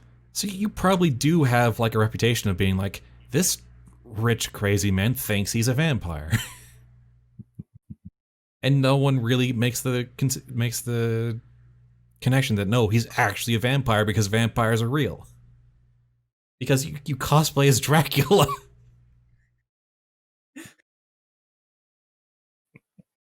Oh, goodness. Sorry, just this world building that's happening before my eyes. The best kind of world building. I'm getting sidetracked from my own dang campaign. All right. And then the rest of the coterie comes in one after the other. There is Robert, who is a Brujah from the 60s, who is basically these days acts as like a biker vigilante. He is very much of the Brujah mindset of there is something very wrong with the structures of the world and they need to be rebelled against, and we need some commonality with the common people. So he kind of gets on his motorcycle and roams the highways at night looking to dish out justice. So kind of like Vampire Ghost Rider. Kind of, yeah. Although you've heard a couple of rumors that he's started to get on friendly terms with the desert lupines, which is either good news or concerning. There's also so that's Robert. There's also David, who was a Malkavian embraced in the 70s, who was actually a local radio host, kind of a late night spooky conspiracy type of radio show. So actually that sounds kind of fun. So it's a bit like that situation in Men in Black where they have those papers that are like the tabloids that those are the actual news, but everyone disregards it? He's not that blatant about it. But he does sometimes he talks about stuff that's weird even for vampires. Or just like he talks about like the Watchers or something like that. And when you're talking to him, sometimes he like makes an aside to a camera that isn't there. The That's great. wolfmen are howling at the moon because they are from the moon. He got kicked out and they're mad. They howl because they long for their lost home. See, you get it. You get it. Yeah, it's Go just on. Just gotta compete with the rabbits. weird stuff like that. Yeah, that He also he's got kicked out. kind of. He's kind of like you, Sylvia, in that he's kind of like disregarded in polite society, except you kind of handle it better. You've mastered the scene in a way where you kind of engage with the friendly fake side of it and also understand the real side of it. David, his Malkavian senses have he's kind of sunken into it and clearly believes a lot of the stuff he says, which he's not even breaking the Masquerade or even risking breaking the Masquerade and talking about vampires or werewolves or anything. He's just like, he's going on about weird stuff. Oh, yeah, like a coast-to-coast AM sort of thing. Yeah. He goes off about it so much and so crazily that no one believes him. Yeah. But and like I said, like stuff that even vampires would be like, no, it's crazy conspiracy talk. Look, vampires we know exist, but aliens and I mean, for all we know, we all are aliens. Or some alien strain. So But that's, yeah. That's David, the Malkavian. There is also Douglas, a Nosferatu, who was turned in the 80s, who used to be a model, and then the curse of the Nosferatu took hold and made him a very ugly, gangly person. And then he decided... Oh, poor him. Imagine he's not happy about that. And then Douglas decided, you know, I'm gonna make this work, and somehow managed to turn his gangliness into a certain kind of like ugly appeal. And you've heard recently he's been approached about being in movies because he has a sort of like awkward movie star kind of look to him. He's managed to really get that under control in a way, like a Steve Buscemi, like a Buscemi or like Cumberbatch to an extent. That would make for a very interesting situation, a vampire trying to be a movie star. Yeah, from the discussions you have with him on occasion, he's like, I don't know if I should do it because, you know, studios they tell you how to own your life, and you can't just be like, I can't be out during the day. But yeah, and he's certainly making enough of a, you know, day to day as a model.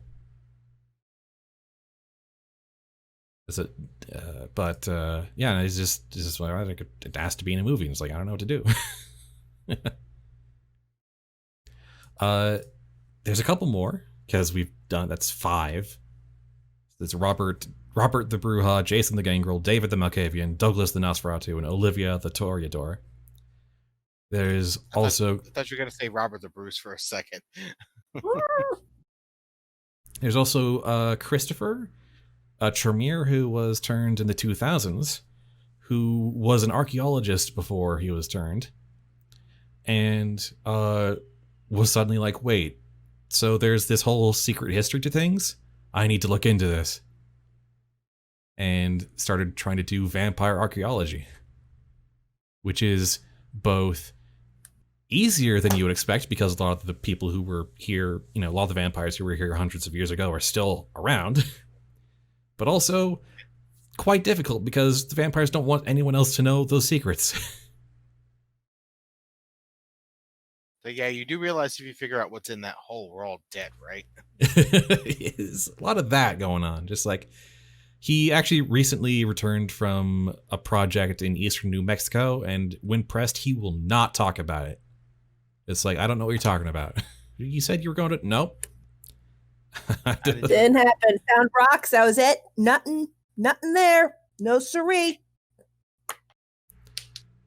So that's Christopher, recently returned. And then there's Betty, who is Ventrue, who was turned way back in the 50s, who is somehow... You've almost never seen her not holding a glass of red wine. She owns several wineries in Southern California. She's kind of ends up hopping between there and Northern Arizona for vacations. And Betty is all about vicariously enjoying things through people. She loves the finer things in life and loves to share it with people, to watch them enjoy it. So, and she's always holding a glass of red wine. You don't even know how she gets it sometimes. So she doesn't like experiencing things herself. She likes seeing other people experiencing She's things. lost the ability to, in a lot of ways. She can't enjoy fine wine and fine food the way a human can anymore. But she's still likes to cultivate those things and those feelings. Do you think she'd be into drugs?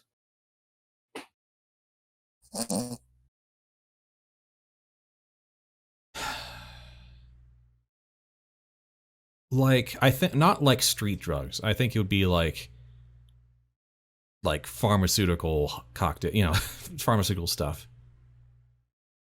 Rich person drugs. Cocaine. So this bag of blood that is drugged with unknown substances, do you think I could sell it to her, or do you think she would turn that down?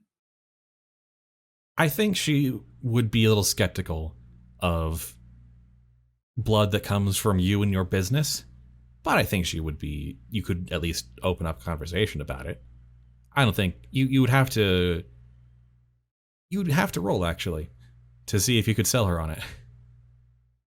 Well, all right. So I've got this Charisma, blood with persuasion? this mystery compound in it. It's not street drugs. It's got something in it. Do you want it? Well, the other problem you have to deal with that makes it more difficult is that being a Ventrue, she's got a very specific taste of blood she likes to drink. This Betty That's character true. sounds like she's half someone that Kazimer would like. They've got similarities going there, but then half like the inverse of what he's got going on. My only question about her is her last name Crocker? No. But she's kind of got like the curly hair going that makes you think she could have been like modeled after her, after the mascot.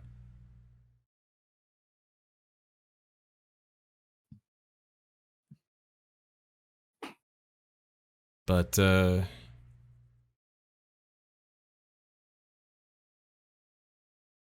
then it died. yeah. So yeah, that is the list of NPCs stolen from Din and repurposed here, because I thought it was fun. But also, yeah. It is a fun list. But yeah, this is also a lot of people for a small town. But like I said, a lot of them, only a couple of them actually stay in town full time. A lot of them are kind of like bouncing between other places, but they kind of have their main haven in Sedona. And so when it comes time to do the community meeting, these are the ones who arrive. And so, yeah, and everyone has arrived.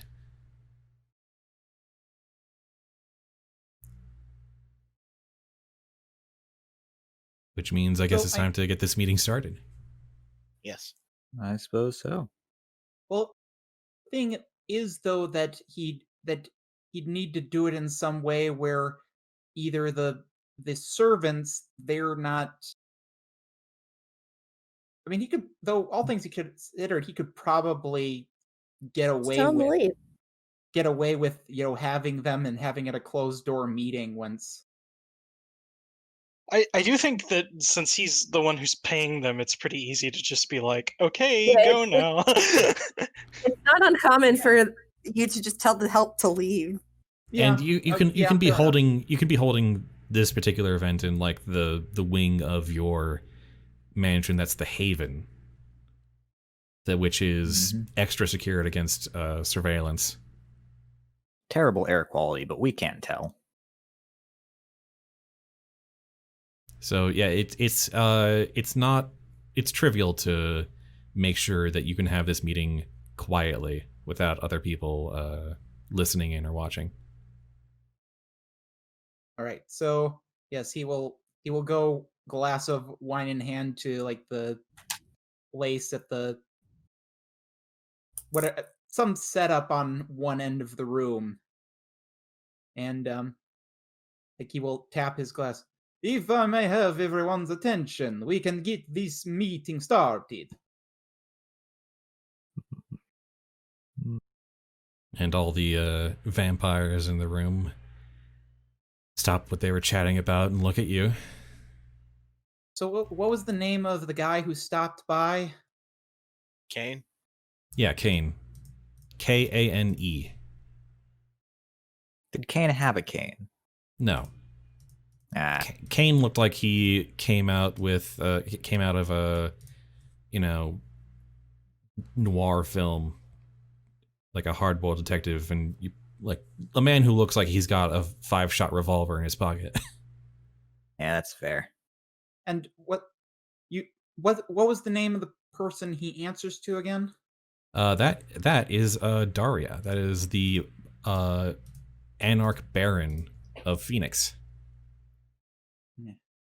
Yes. You are all familiar with Con, the man who the Yes, Con. I've seen that movie. I absolutely believe that you pronounce it that way. Yeah. It seems so in character. That's not him pronouncing it that way. Normally it's a slight dig at him by purposefully mispronouncing it. Wow. Yeah. What a petty power move. He ain't here, Okay. you all know. I mean, I think we established that he's a petty asshole at this point. Yeah. Alternatively, I'm thinking, yes, this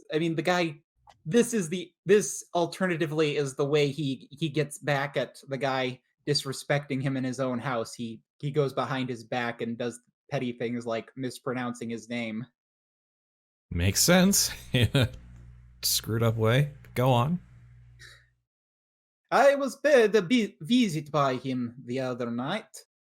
It appears as though there is going to be an inspection coming to ensure that the Masquerade is being upheld. Consider it. That is why you are all here tonight, to be given a proper warning on the matter.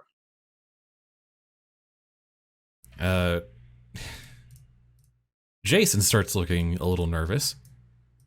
David says, wait, why, if they're going to inspect us for violations or whatever, why would they warn us about it?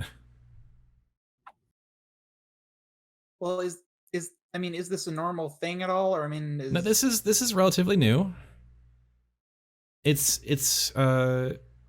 you know that they have a Daria has an Nosferatu on staff who is specifically monitoring online activity, but this is the first time that they've ordered that they're going to do like a full sweep. Well, I'm sure we are all aware of the state of the world today. I believe that you can either choose to take this warning with suspicion, or you can choose to accept it as a gift, an opportunity to make sure everything is in order. And that seems to satisfy David.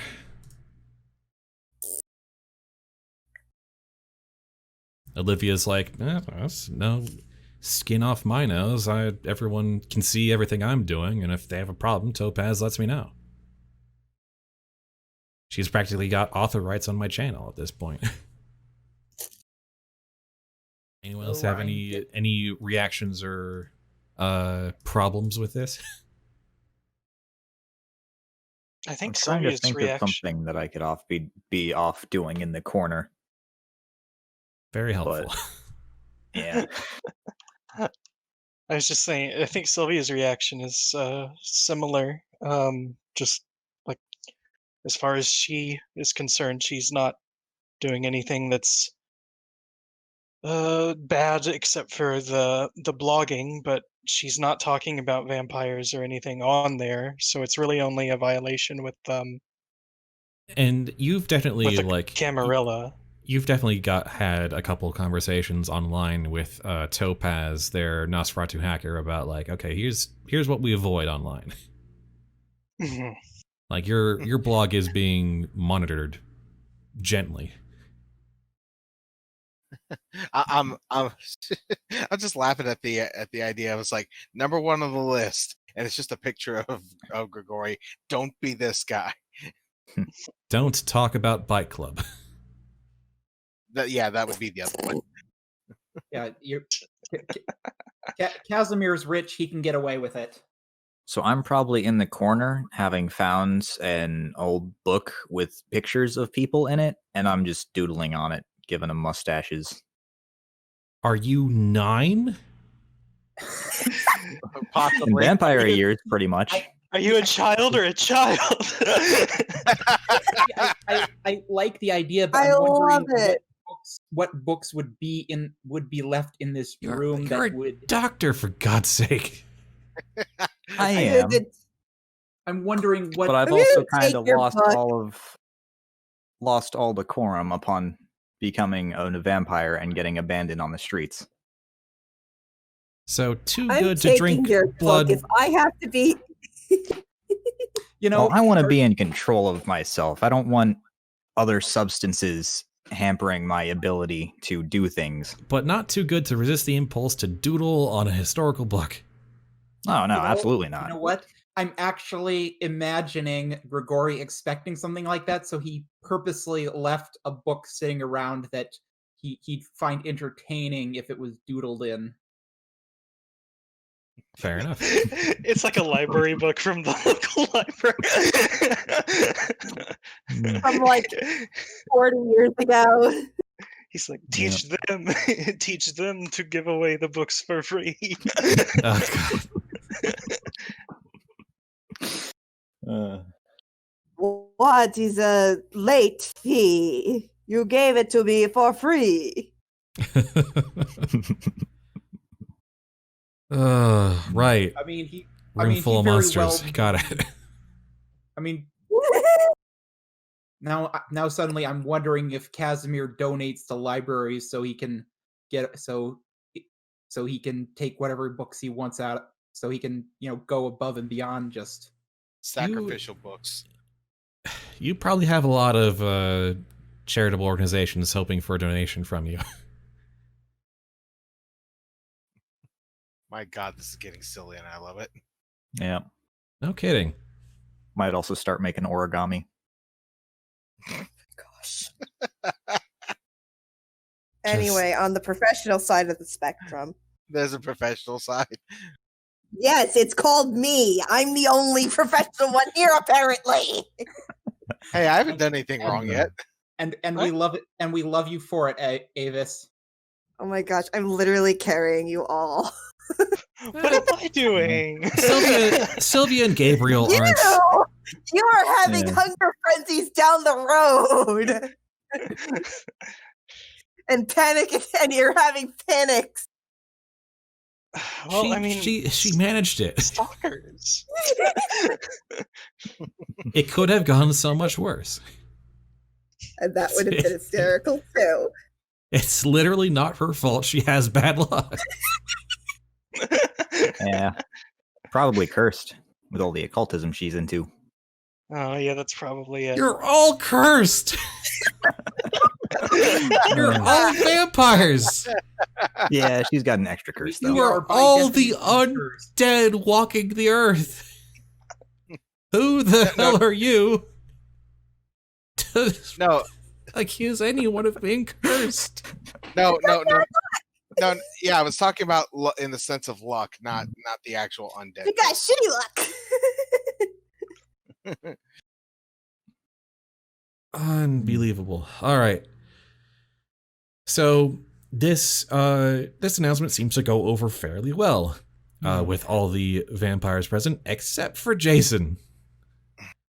The denim-clad, a scraggly-looking vampire who was suddenly like, okay, but what are they gonna do?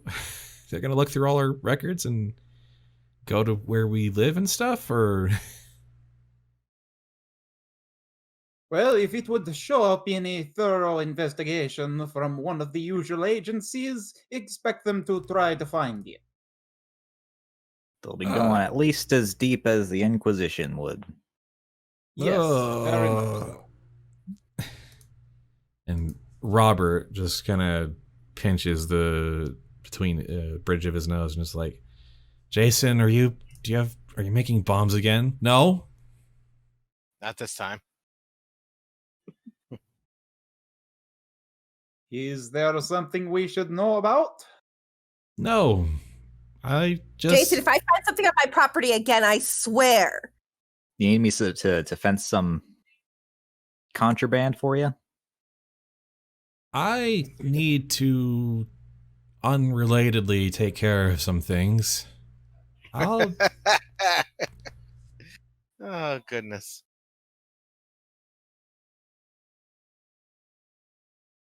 ask me tomorrow if there's anything on your property, Circe. Hey, son. And then, Kazimer, you get pinged by your security. A message on your phone, I imagine, or however you prefer to be notified. He's got a beeper. Of course he does. Like it's not even a classic style beeper. It's a beeper. it's something designed to be a beeper with modern technology. It looks old, but it's not. The pager Much more of the expensive than the 2020s. average beeper.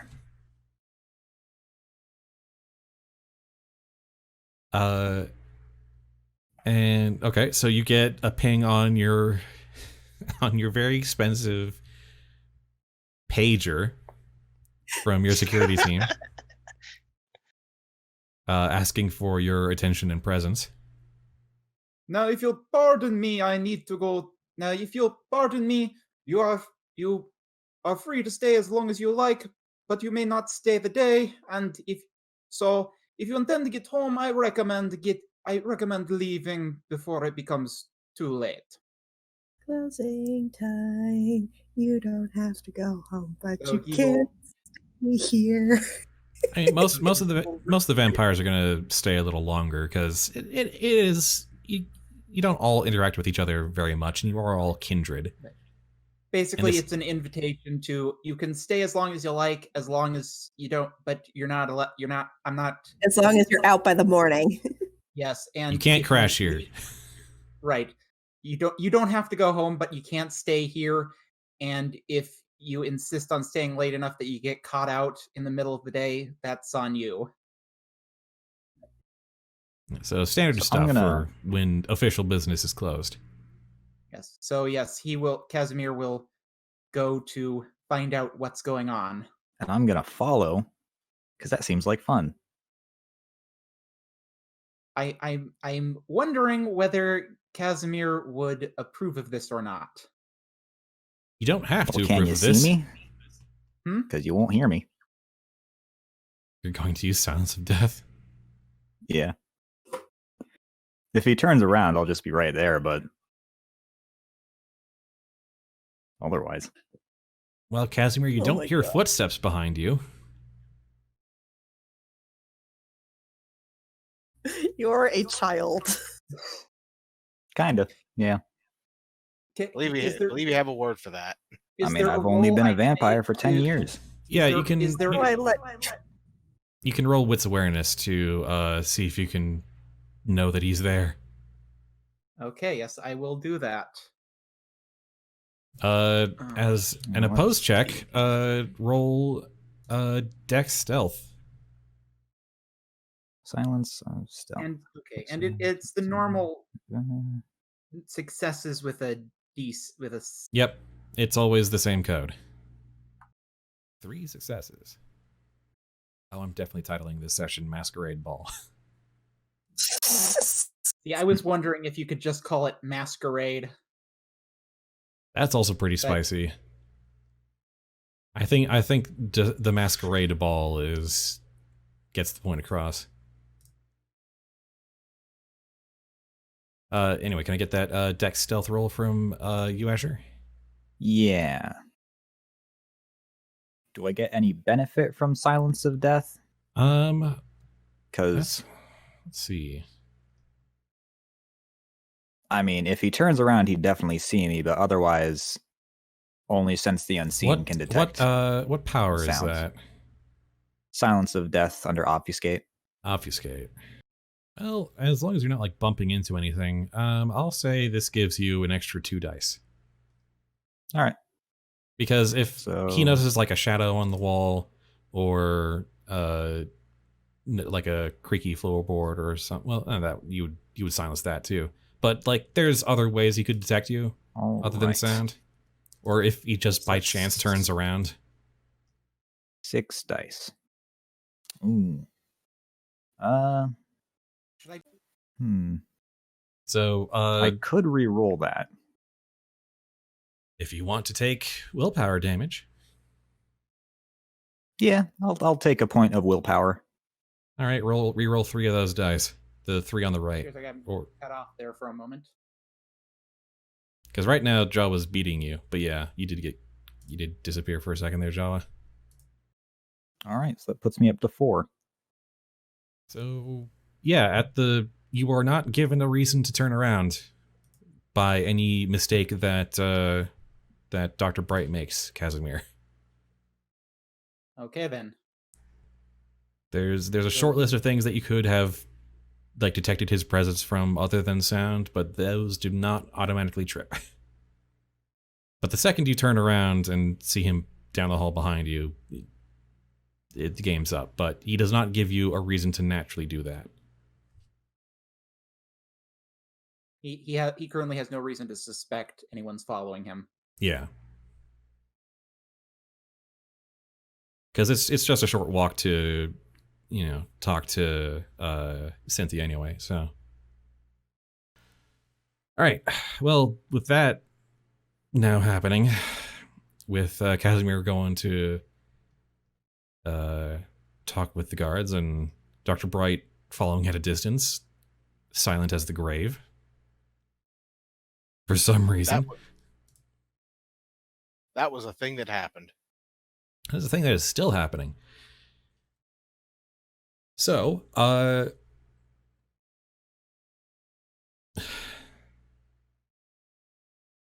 you, Kazimer, come out to the main hall where one of your guards is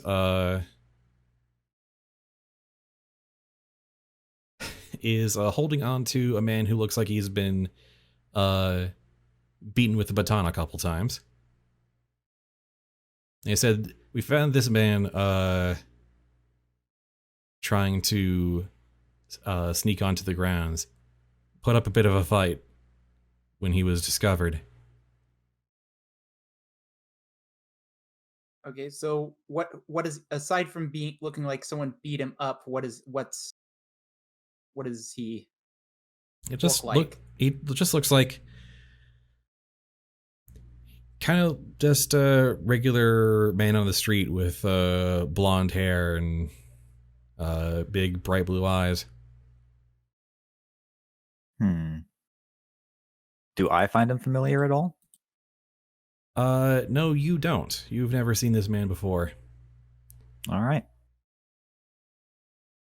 The man looks up at you, Kazimer, and says, You, Sylvia's here, right? I know she's here. Are you with her? Oh, this guy again? See, I missed that. He's asking if Sylvia Lane is here and if you're with her.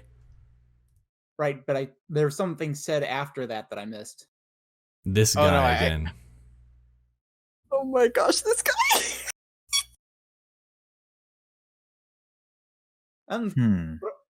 And tell me, why would you come here looking for Sylvia Lane? Because I saw her Uber driver take her here.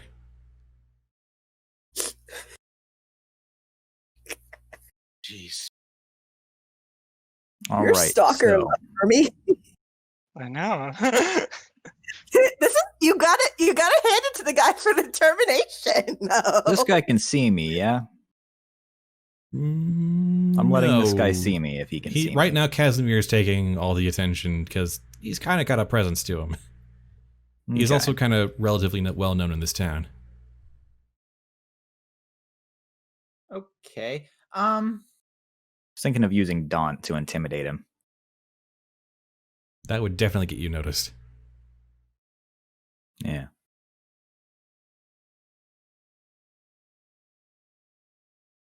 Basically just scare him off, because... Yeah. Just scare Okay, him off. so, and would you care to explain why you thought it'd be a good idea to trespass onto my property to come searching for her? Because You she's raised the some most... fantastic- Because she's the most amazing woman in the world, and I love her. Oh dear. All right. So I was thinking of intimidating him, but now I'm just laughing. Do Out I- loud? Oh, okay. Okay. Well, no one can hear me, but yeah. That's true. Your sounds within your personal space are silenced. Uh, Oh my gosh. I don't think God has anything to do with this. Okay, so all right. Hearing Casimir, that, I'm just going to walk back to the party now. so Casimir will turn to the guard. Please keep him secure for a moment while I go check on something. Will do. And as the guard drags him off to be held in a side room, he's like, "Tell Sylvia Lane I love her. Tell her I'm here. Tell her our spirits are bound together." Oh my god, Furby, what did you do to this guy?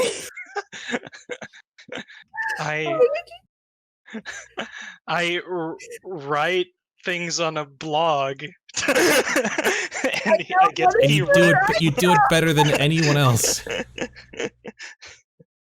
Oh my gosh. To put this into perspective, some people meet online for 5 minutes and then just this happens. So Oh, I know. I'm fully aware of this. It's just so much more amusing in context of the vampire game, especially with all the other silliness that we have already injected. I into write a blog. What is wrong with you? I mean, if you can So, write a blog well enough to make a living and be a queen of a, alternative scene. I mean, yeah, here's a list of what Sylvia did. Existed in public, 1. So yes, with You met eyes with this guy once. Oh, not even that. She liked his posts where he was just like, "Oh, you're a great writer and I love you" on Twitter, and she just likes it. Yeah, She- she liked his retweet, and that's or liked And his he's quote like, tweet. he's like, "Oh, that means she loves me too. That's why they call it a like." Sad thing is, I'm pretty sure some people take that quite. No, literally. they do. They do. They really stalkers. me. So yes, So- with It's a him being- Paris. Oh, sorry. I was just gonna say it's a parasocial relationship. I was So, gonna yes, say with, that. with the trespasser being held, Casimir is going to go back to the ballroom and look for Sylvia. Yeah, I was already on my way back to joke All right, about it. so Dr. Bright gets there first. What do you do when you get back to the ballroom? the sealed Make fun of him ballroom. mercilessly. Hey, Sylvia, have a suitor that snuck onto the premises. Pretty funny. She's going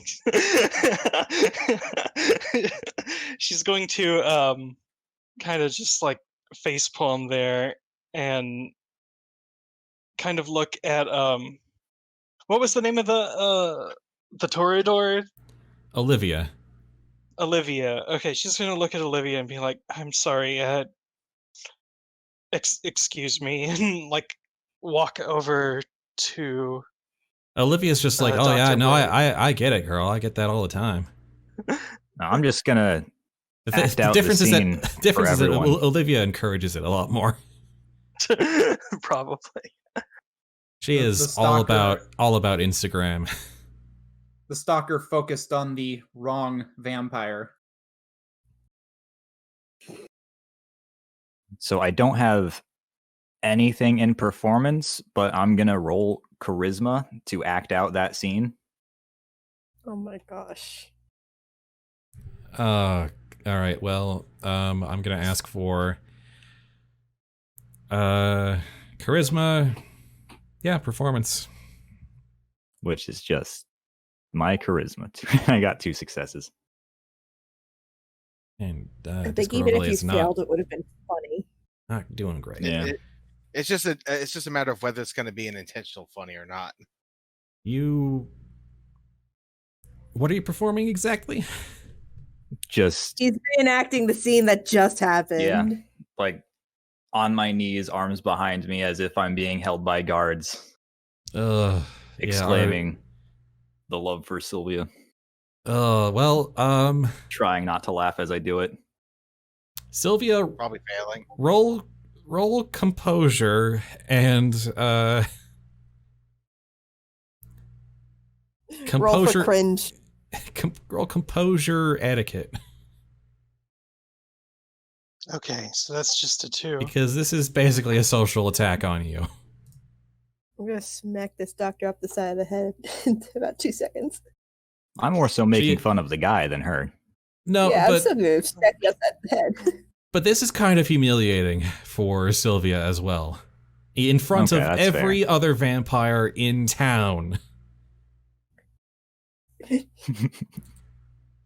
You would take 2 points of superficial willpower damage. Oh god. I'm smacking Bright up behind the backside of the head. I deserve it. You do. Because Ugh. all the vampires around are just a couple of them are sympathetic, a couple of them are kind of like trying not to laugh, and either way, it's not putting you in a good light, this whole kerfuffle.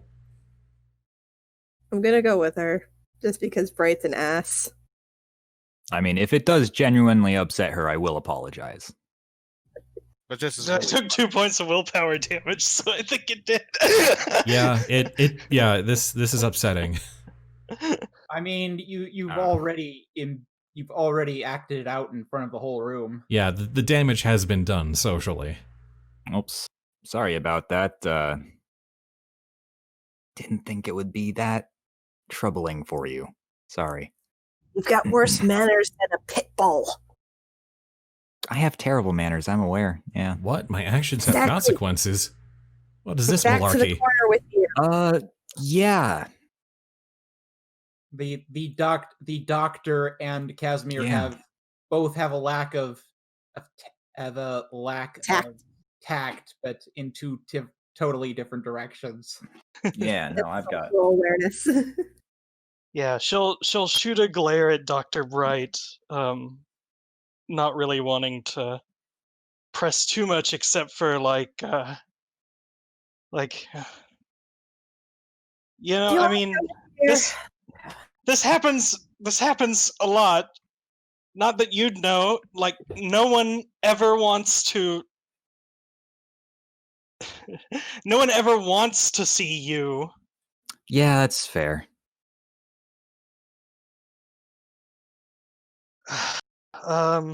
And I guess Circe she'll look at Circe and be like, Yeah, if you want to come, sure. I mean, if you want to going to punch see- me, go for it. Oh, I'm already hitting you upside the head as I'm passing by. I know I was you are. Just 100% an open palm serious on smack that. to the back of the head. Dope slap. very, very strong one. Oops, I'm so clumsy. Sometimes you just forget how strong you are. Sometimes. She'll look at Bride and go, I'll take that as a rain check, okay? Sure thing. So yeah, she's going to go talk to Cazimer, I guess. Well, Casimir's already on his way back. Yeah, so by this point, We're Cazimer. gonna meet you halfway. By this point, Cazimer reaches the ballroom because he wasn't that Yeah, far Casimir behind. wasn't that far behind him. Yeah, he probably opened the door and there he is. And Gabriel's probably been laughing his ass off watching this whole thing. It's Probably. her name's Sylvia, right? Yes. Yeah. Sylvia, we appear to have a situation. Yeah, I We heard Bright told everyone about it. Casimir will turn to Bright. How did Dr. Bright know about it? Oh, you didn't see me? I was there the whole time. He will stare at him with it's Poorly hidden contempt. I Yes. hold my mask up. Ignoring Bright for the moment. So yes, Casimir will describe the appearance of the man. Yeah, it's the same guy, right? Yeah, There's no it's- chance it's a different one. It's the same guy as who harassed you last night. Yeah. Ita. Well then, I suppose these. Unless you have any objections, I will have my security call for people to have him removed. Call the police, get a restraining order. I mean, yeah, pretty much. I mean, it should be simple and straightforward. I imagine this can't be the first time he's had people trespassing on his property. Yeah, just arrest him for that, because arresting for stalking is really difficult. Yeah. Well, Unfortunately.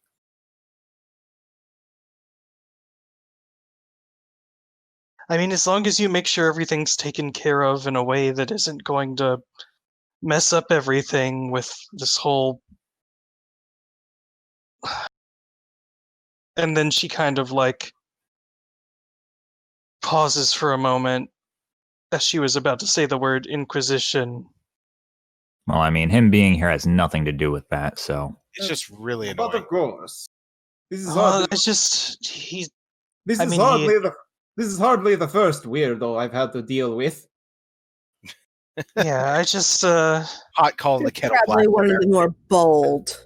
But I mean, that was totally intentional. I picked that word very specific for a very specific reason. It was very good. I liked it a lot. Oh, I ain't mad about it. But someone had to point it out. okay. Well, that I was hoping someone would call me on it. that sounds fine. I just yeah, Also- get him away from here and hopefully somewhere where he won't bother me anymore. All right, so I imagine that in addition to his beeper, he has something where when he wants to, he can remotely contact his security, and he'll just take that out and Like a phone. Like a cell phone. A walkie-talkie, No, I mean, maybe. he has his cell phone, but then he also has another device that is A specifically- CB radio. His KGB walkie-talkie. You've had a device made, kind of a remote, kind of a touchscreen phone that is specifically just for coordinating with your security team while you're on the premises. And yes, I mean, You joke about this, but this is actually something I've done for security purposes, so I can't laugh too hard. I've talked the matter over. Have the trespasser dealt with in the usual way. The usual way or the usual way? I think he means in the sense of kick his ass and throw him out the. Well, no, the sense of the. This is a question for Kazimer. Well,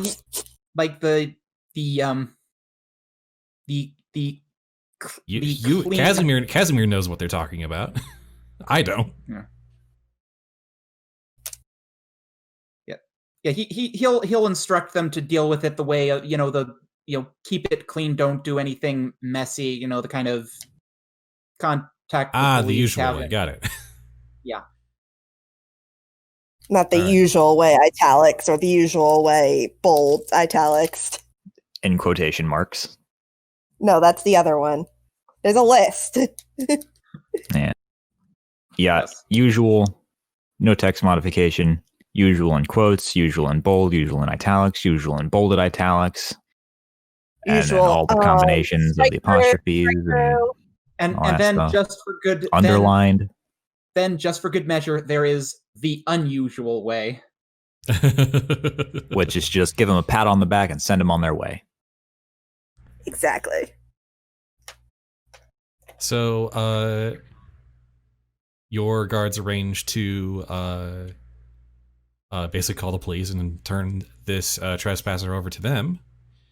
But about a minute later, your pager beeps again. And the message is, Mr. Grigori, the police are already here. And those of you who... The wing of the mansion is kind of soundproofed in a way, but when the doors open and sort of a passage down the hall is exposed to the ballroom, you can those of you in the ballroom can faintly hear the sound of sirens. Oh my gosh, what did you do, Grigori? Hey, it wasn't a what did you do bright. Nice. I already used that up for today. Jason in particular, anyone who's looking at his face can see his pupils dilate. He's they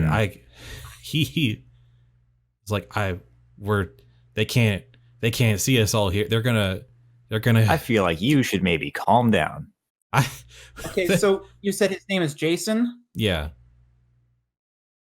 Okay, Jason Gangrel? I completely forgot. He is a Gangrel, yes. Yeah. Kazimer is going to go over to him and he's going to look at him very he's going to give him a very solemn look and tell him, and so here's the thing, Jason. Do you tell me truthfully, do you think that they are coming for you? You called them, didn't you? And he takes a swing at you. Oh, is there a roll for that, or? Yeah, roll. How do you want to dodge this or just try to block it? How do you want to do this? I imagine that's an evasion of some kind.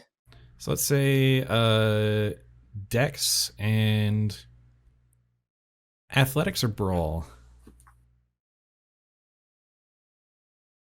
It doesn't matter. I don't have points in either of those. So raw Dex. Okay. It's okay. I have full intentions to respond. I am probably gonna use Daunt. I was gonna tackle him. All right. One success. Unfortunately, he is kind of going into a frenzy, and so he's applying supernatural strength and speed. So you kind of pull back, but his wild haymaker still catches you kind of in the shoulder, and you take a point of superficial health damage. It's not terribly serious, but yeah, the punch still hurts. Oh no, not in my house, bitch.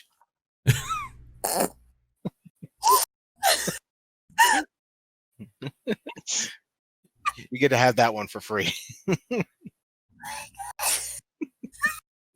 Jawa, you get all that? Yeah, he hit him in the shoulder and took 1 point of superficial damage. Okay, good. How does the rest of the room is rather shocked by this sudden outburst from Jason? How does the rest of the room respond? I'm going to use Daunt and intimidate him into backing down. All right, that's what you do. I'm going to say that all the things you do kind of happen at once, not like in initiative order. So, like, what does anyone else want to do anything? I was tackling him. You're tackling him? Make me strength athletics. Bitch boy of a roll. gangrel gonna sit down. So what attribute should I use for this intimidation? How does Daunt work? Daunt just gives me a bonus to intimidation and add the user's presence rating to any intimidation rolls. Attacking the user requires a resolve and composure roll at difficulty 2. So Okay. Let's say charisma, manipulation, composure. let's say composure. All right. What was I rolling again? I blanked That's out. going to give me 8 dice. Yikes. How do you have Because I have 2 points in presence, 2 points in intimidation, and 4 points in composure. Damn. 5 successes. Damn. You need to calm down, or things will go poorly How for about Avis's roll to tackle? I don't remember what I was rolling with it. Strength and athletics.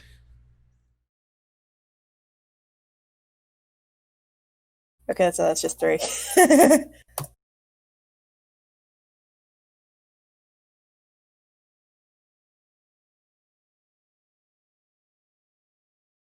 And I'm just double checking. No critical successes, no bestial failures, no nothing like that. Okay, good. I don't need that right now. Jason is... He kind of slouches a lot, so it's kind of easy to forget that he's kind of a pretty strong guy underneath all that denim. So you kind of tackle into him, and it's kind of like hitting a bale of hay. It kind of like he kind of absorbs the impact a bit, but still kind of stumbles to the ground. And then Dr. Bright's intimidation kicks in, and he just kind of like stares like a deer caught in the headlights. And What did you do? I mean, honestly, I don't think I did anything they would have found today. Jason, I'm serious. don't make me repeat myself. If you didn't do anything, then you don't need to worry, because they're not here for you if you didn't do anything. But you never know. You just said yourself that there's nothing you did that they'd have found out about today. Okay, yeah, then why are they here? He's Good still kind of question. like Let's find out in a calm manner.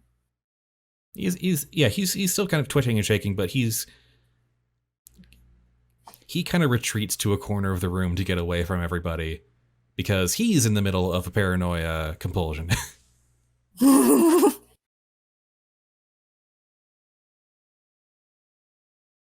He actually asks Kazimer if he's got like a quiet room he can stay in for a bit. I'm sure he's got plenty. Jawa? Sorry, what? Sorry, I got distracted. Jason, in the middle of paranoia compulsion, asks if you've got a room he can hide in for a bit. I am faced with a conundrum. Why should I help hide you versus, part of me wonders if I You should give him a room to hide in, because otherwise he might screw everything up for the rest of us. Yeah, the other people in the ballroom are in support of this. Well,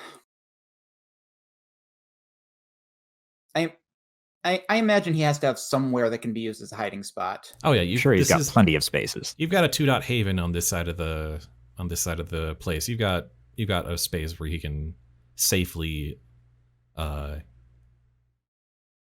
accommodated for a bit. Okay. That's away from people and light and everything. All right. So yeah, I mean, I guess if everyone else if everyone else there thinks that's the best option, then yeah, this is kind of self-preservation mode for everyone. Yeah, the other option is he goes crazy and probably kills some cops and breaches the Masquerade. And probably also kills some of your security force. Yeah, it's... Now I'm wondering if the... Unless we kill him, which... Yeah. Well, for the moment, our best option then, I guess, is, okay, hide him somewhere. Exactly. Yeah, you've helped him get under enough control to get out of fear frenzy, but now he's in paranoia compulsion. So yeah, putting him aside for a bit is probably the safest thing to do with him at the moment.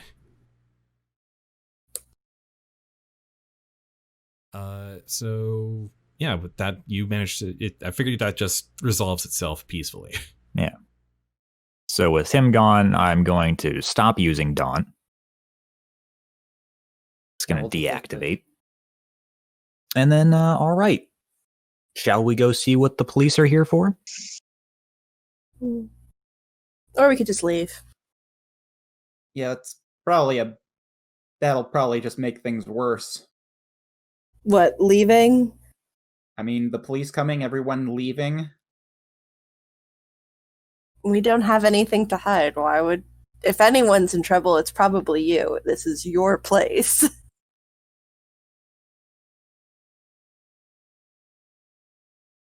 At the very least, Grigori needs to go see what's up. I can come with. But, yeah. I don't know if the Shady Street Doctor wants to go in front of the police. I'm pretty charming. Don't you still have blood You're on a your coat? 9-year-old. Don't you still have blood on your coat? Don't you have the suspicion law? But here's also the thing. that. Don't make me drag you home. I mean, my home's in the garage. Fair enough, but still. Exactly. Don't make me drag you to your car. But anyway, I could also use awe to just make them trust me. Assuming it just works. Leave. I mean, that's why the police haven't pursued me, because I'm just so charming. Yeah, Or in a few intimidating. instances here and there, yeah, you've definitely used your supernatural presence to basically cool off any cops, but it's not like you've managed to talk down a whole SWAT team before. Yeah. Not that that's what's outside necessarily, but you haven't had to test your power trying to convince an entire police department to leave you alone. Just mostly like individual or duos of cops here and there. Well, for now, that's a backup. Because we don't know what they're here for yet. And that's on Grigori to find out. Indeed.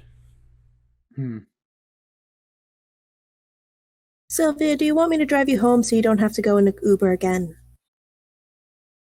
Yeah, that'd probably be good.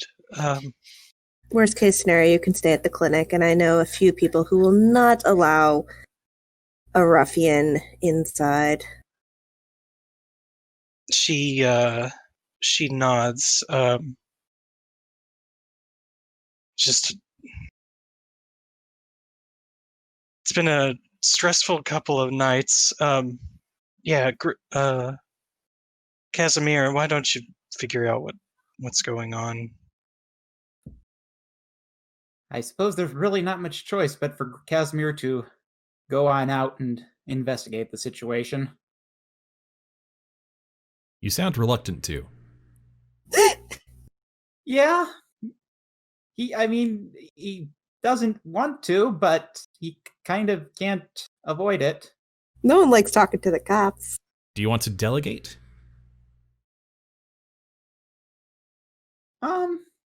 Make your security detail deal. That wouldn't be a bad idea to have, security talk to them first, and then he can talk to them. You've got help to deal with these sort of things. Yeah, that is an excellent point. You're literally too rich for that to talk to them. Yes. So have your people find out what they want. Here I am playing the rich character, and I'm the one that's forgetting that I have people to do this stuff for me. Oh, right. I'm ridiculously wealthy. I don't have to play by the rules normal people abide by. Oh, no, I'm sad. One of the other vamps might also be able to help. Yeah. But, I think the arrival of the police has everyone a little on edge because this hasn't happened at any of the Masquerade balls before. But Cynthia goes out to engage with the police, and when she comes back, she reports that, well, they handed over the stalker while they were there, but the police had gotten a tip about a bunch of suspicious people, assembling at the property. I mean, they're not wrong. Are they aware of the situation with this Masquerade ball? Yeah, the police were aware, but there were claims of gang members coming up and ferrying drugs, and generally with the police in this town, they're kind of bored, so they they only sent a couple officers to check it out. Basically, someone saw my van going in and were like, "Oh no, let's call the police." Your van is they had a bane on our existence. There were apparently a number of descriptions matching the people currently in this room. Oh. Well, that makes a lot more sense then. Well, I'm not in any gang.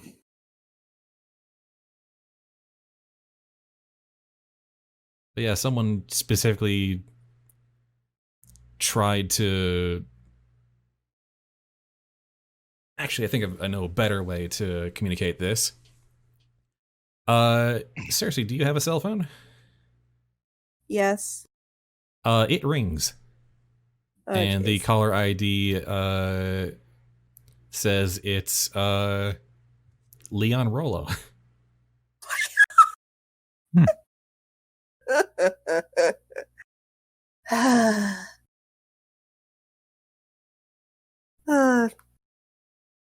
Michelle pickup. Good evening, Leon. How may I be of help? Yeah, were you at Grigori's old masquerade ball thing tonight?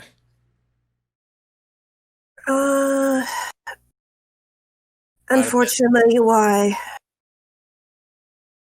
Look, I really don't tell anyone I told you this.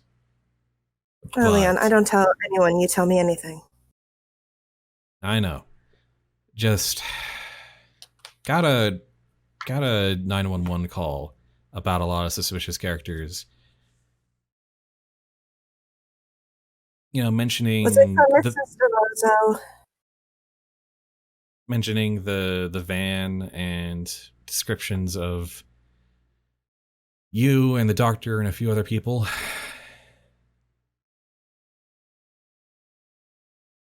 Did they say why They're so concerned about people going to Mr. Grigori's mansion when he's quite the frequent eccentric philanthropist with these parties. Frankly, the caller made up a big story about, drugs and gang activity, but now I'm getting flashbacks to work. Kazimer is going to turn to Dr. Bright. And oh, this is on a phone. no, you got the rest of you haven't heard this yet. This is a private conversation between Circe and no, I mean out of character. I meant out of character. This is reminding me of work. So yeah, I think I would be in big trouble if I said who, but someone I think kind of has it out for you, and the people you work with. Karen strikes back. This is not even remotely surprising. You don't have to say yes, but if it was Mrs. Mackenzie, just be quiet for about 2 seconds. He is quiet for almost exactly 2 seconds and then says, "I can't tell you, I'm sorry." Oh dear. Like, that's fine. You count out 1,000 to 1,000, then he speaks. You're a wonderful help. Thank you for the call, Leon. And he abruptly hangs up. Turn to the Karen.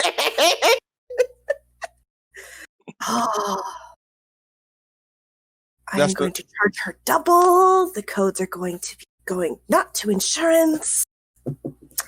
She should get fined for making a false claim. Oh, Yes. Yes. Thank you. Yeah. Not that I know that she did anything yet. Oh, dear. Mr. Grigori. Yes. I believe that all of this is a misunderstanding by an individual I am painfully familiar with. I don't really think we have anything to worry about. They care a little bit too much about the community. I see. I don't believe we have anything truly to worry about in the sense of motions to like everyone. The other vampires in the room are not convinced that this is nothing to worry about. I don't care about them. They can freak out. I'm talking to him. So he's the one who's got to deal with the police. So this is basically someone attempting to get even with you for something. A vendetta. Ish. It's also a matter of someone not cleaning up their van and parking it at the wrong place and not cleaning their... I mean, there's not a no parking sign there. Did Cynthia, did she already mention the police talking about like drugs and gangs and that? Yep. Okay, so now Kazimer is going to turn to Dr. Bright. Dr. Bright, I would appreciate it if in the future you never brought your van here again. I may be inclined to have it towed next time. You have more patience than rude. But all right. I'll just get a ride from Circe. No, you'll walk. I'll just tie it in your trunk.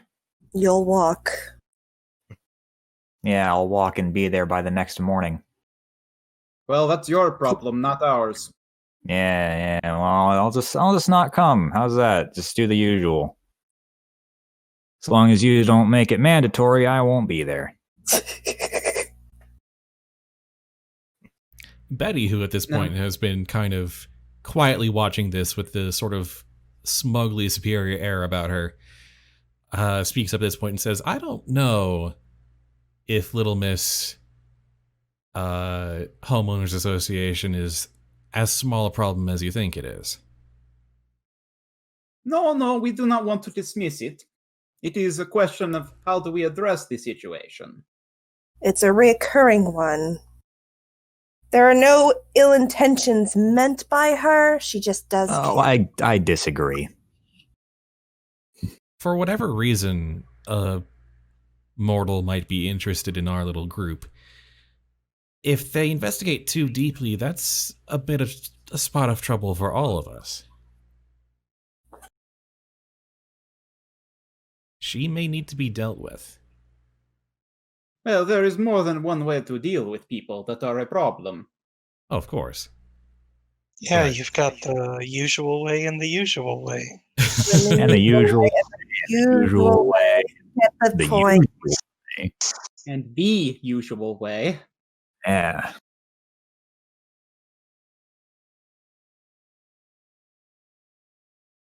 Well, Betty says, well, if someone doesn't deal with her in some way, someone else may have to.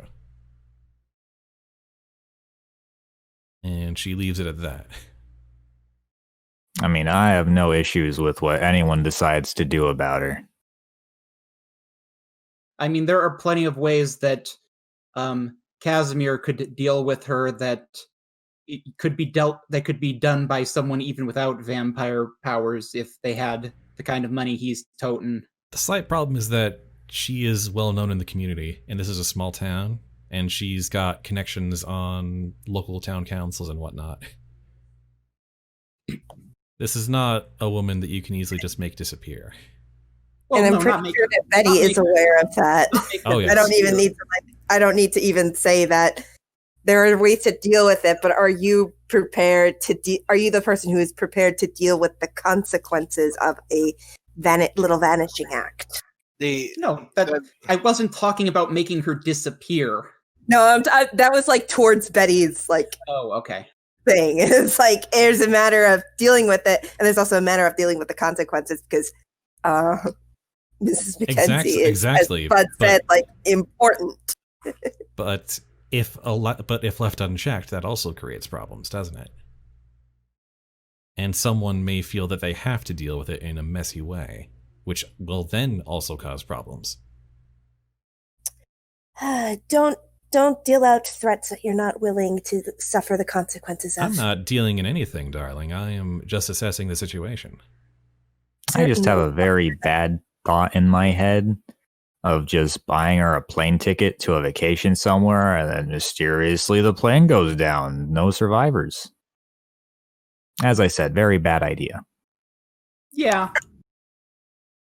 A one-way plane ticket. But I think this is a question that I will leave for the break and our next and final session of the Blood Virulent. Plus, on top of that, we still have the Jason problem to deal with. Jason, he'll calm down in an hour or so. Well, there's still a matter of what Jason has stashed around town. Oh, here's an idea. We frame her, and it was her bombs the whole time. My gosh. She made them. See, everyone's focused on the Karen problem that they've totally forgotten about the Jason problem. We just cover up the Jason problem and make it Karen's problem. She has a name that's not Karen, by the way. I know it's Mrs. Mackenzie because that's what I had to keep saying a bunch of times. I don't know what her first name is, but I also don't It's care. Catherine Mackenzie. Okay. Close enough. Nah, her name's Mackenzie. Oh yeah, it's Mackenzie, yes, but yes. No, I was saying Mac, middle name and middle initial N, last name Zay. Mackenzie. No. Oh my gosh. Yeah. But yeah, that will be the question for next time. So until then, thank you for listening to our Spudventures. If you like what you heard, you can find more at youtube.com/Newbiespud or wherever you get your fine podcasts, iTunes, Google Play, Spotify, etc. We aim to livestream these games every Sunday around 2 p.m. Pacific time at twitch.tv/Newbiespud. If you want to keep up with this and other projects I'm doing, you can follow me on Twitter at Newbiespud. And if you want to support my ability to produce more content like this, please consider supporting me at patreon.com/Newbiespud. See you next time with another session of Shadow Trots.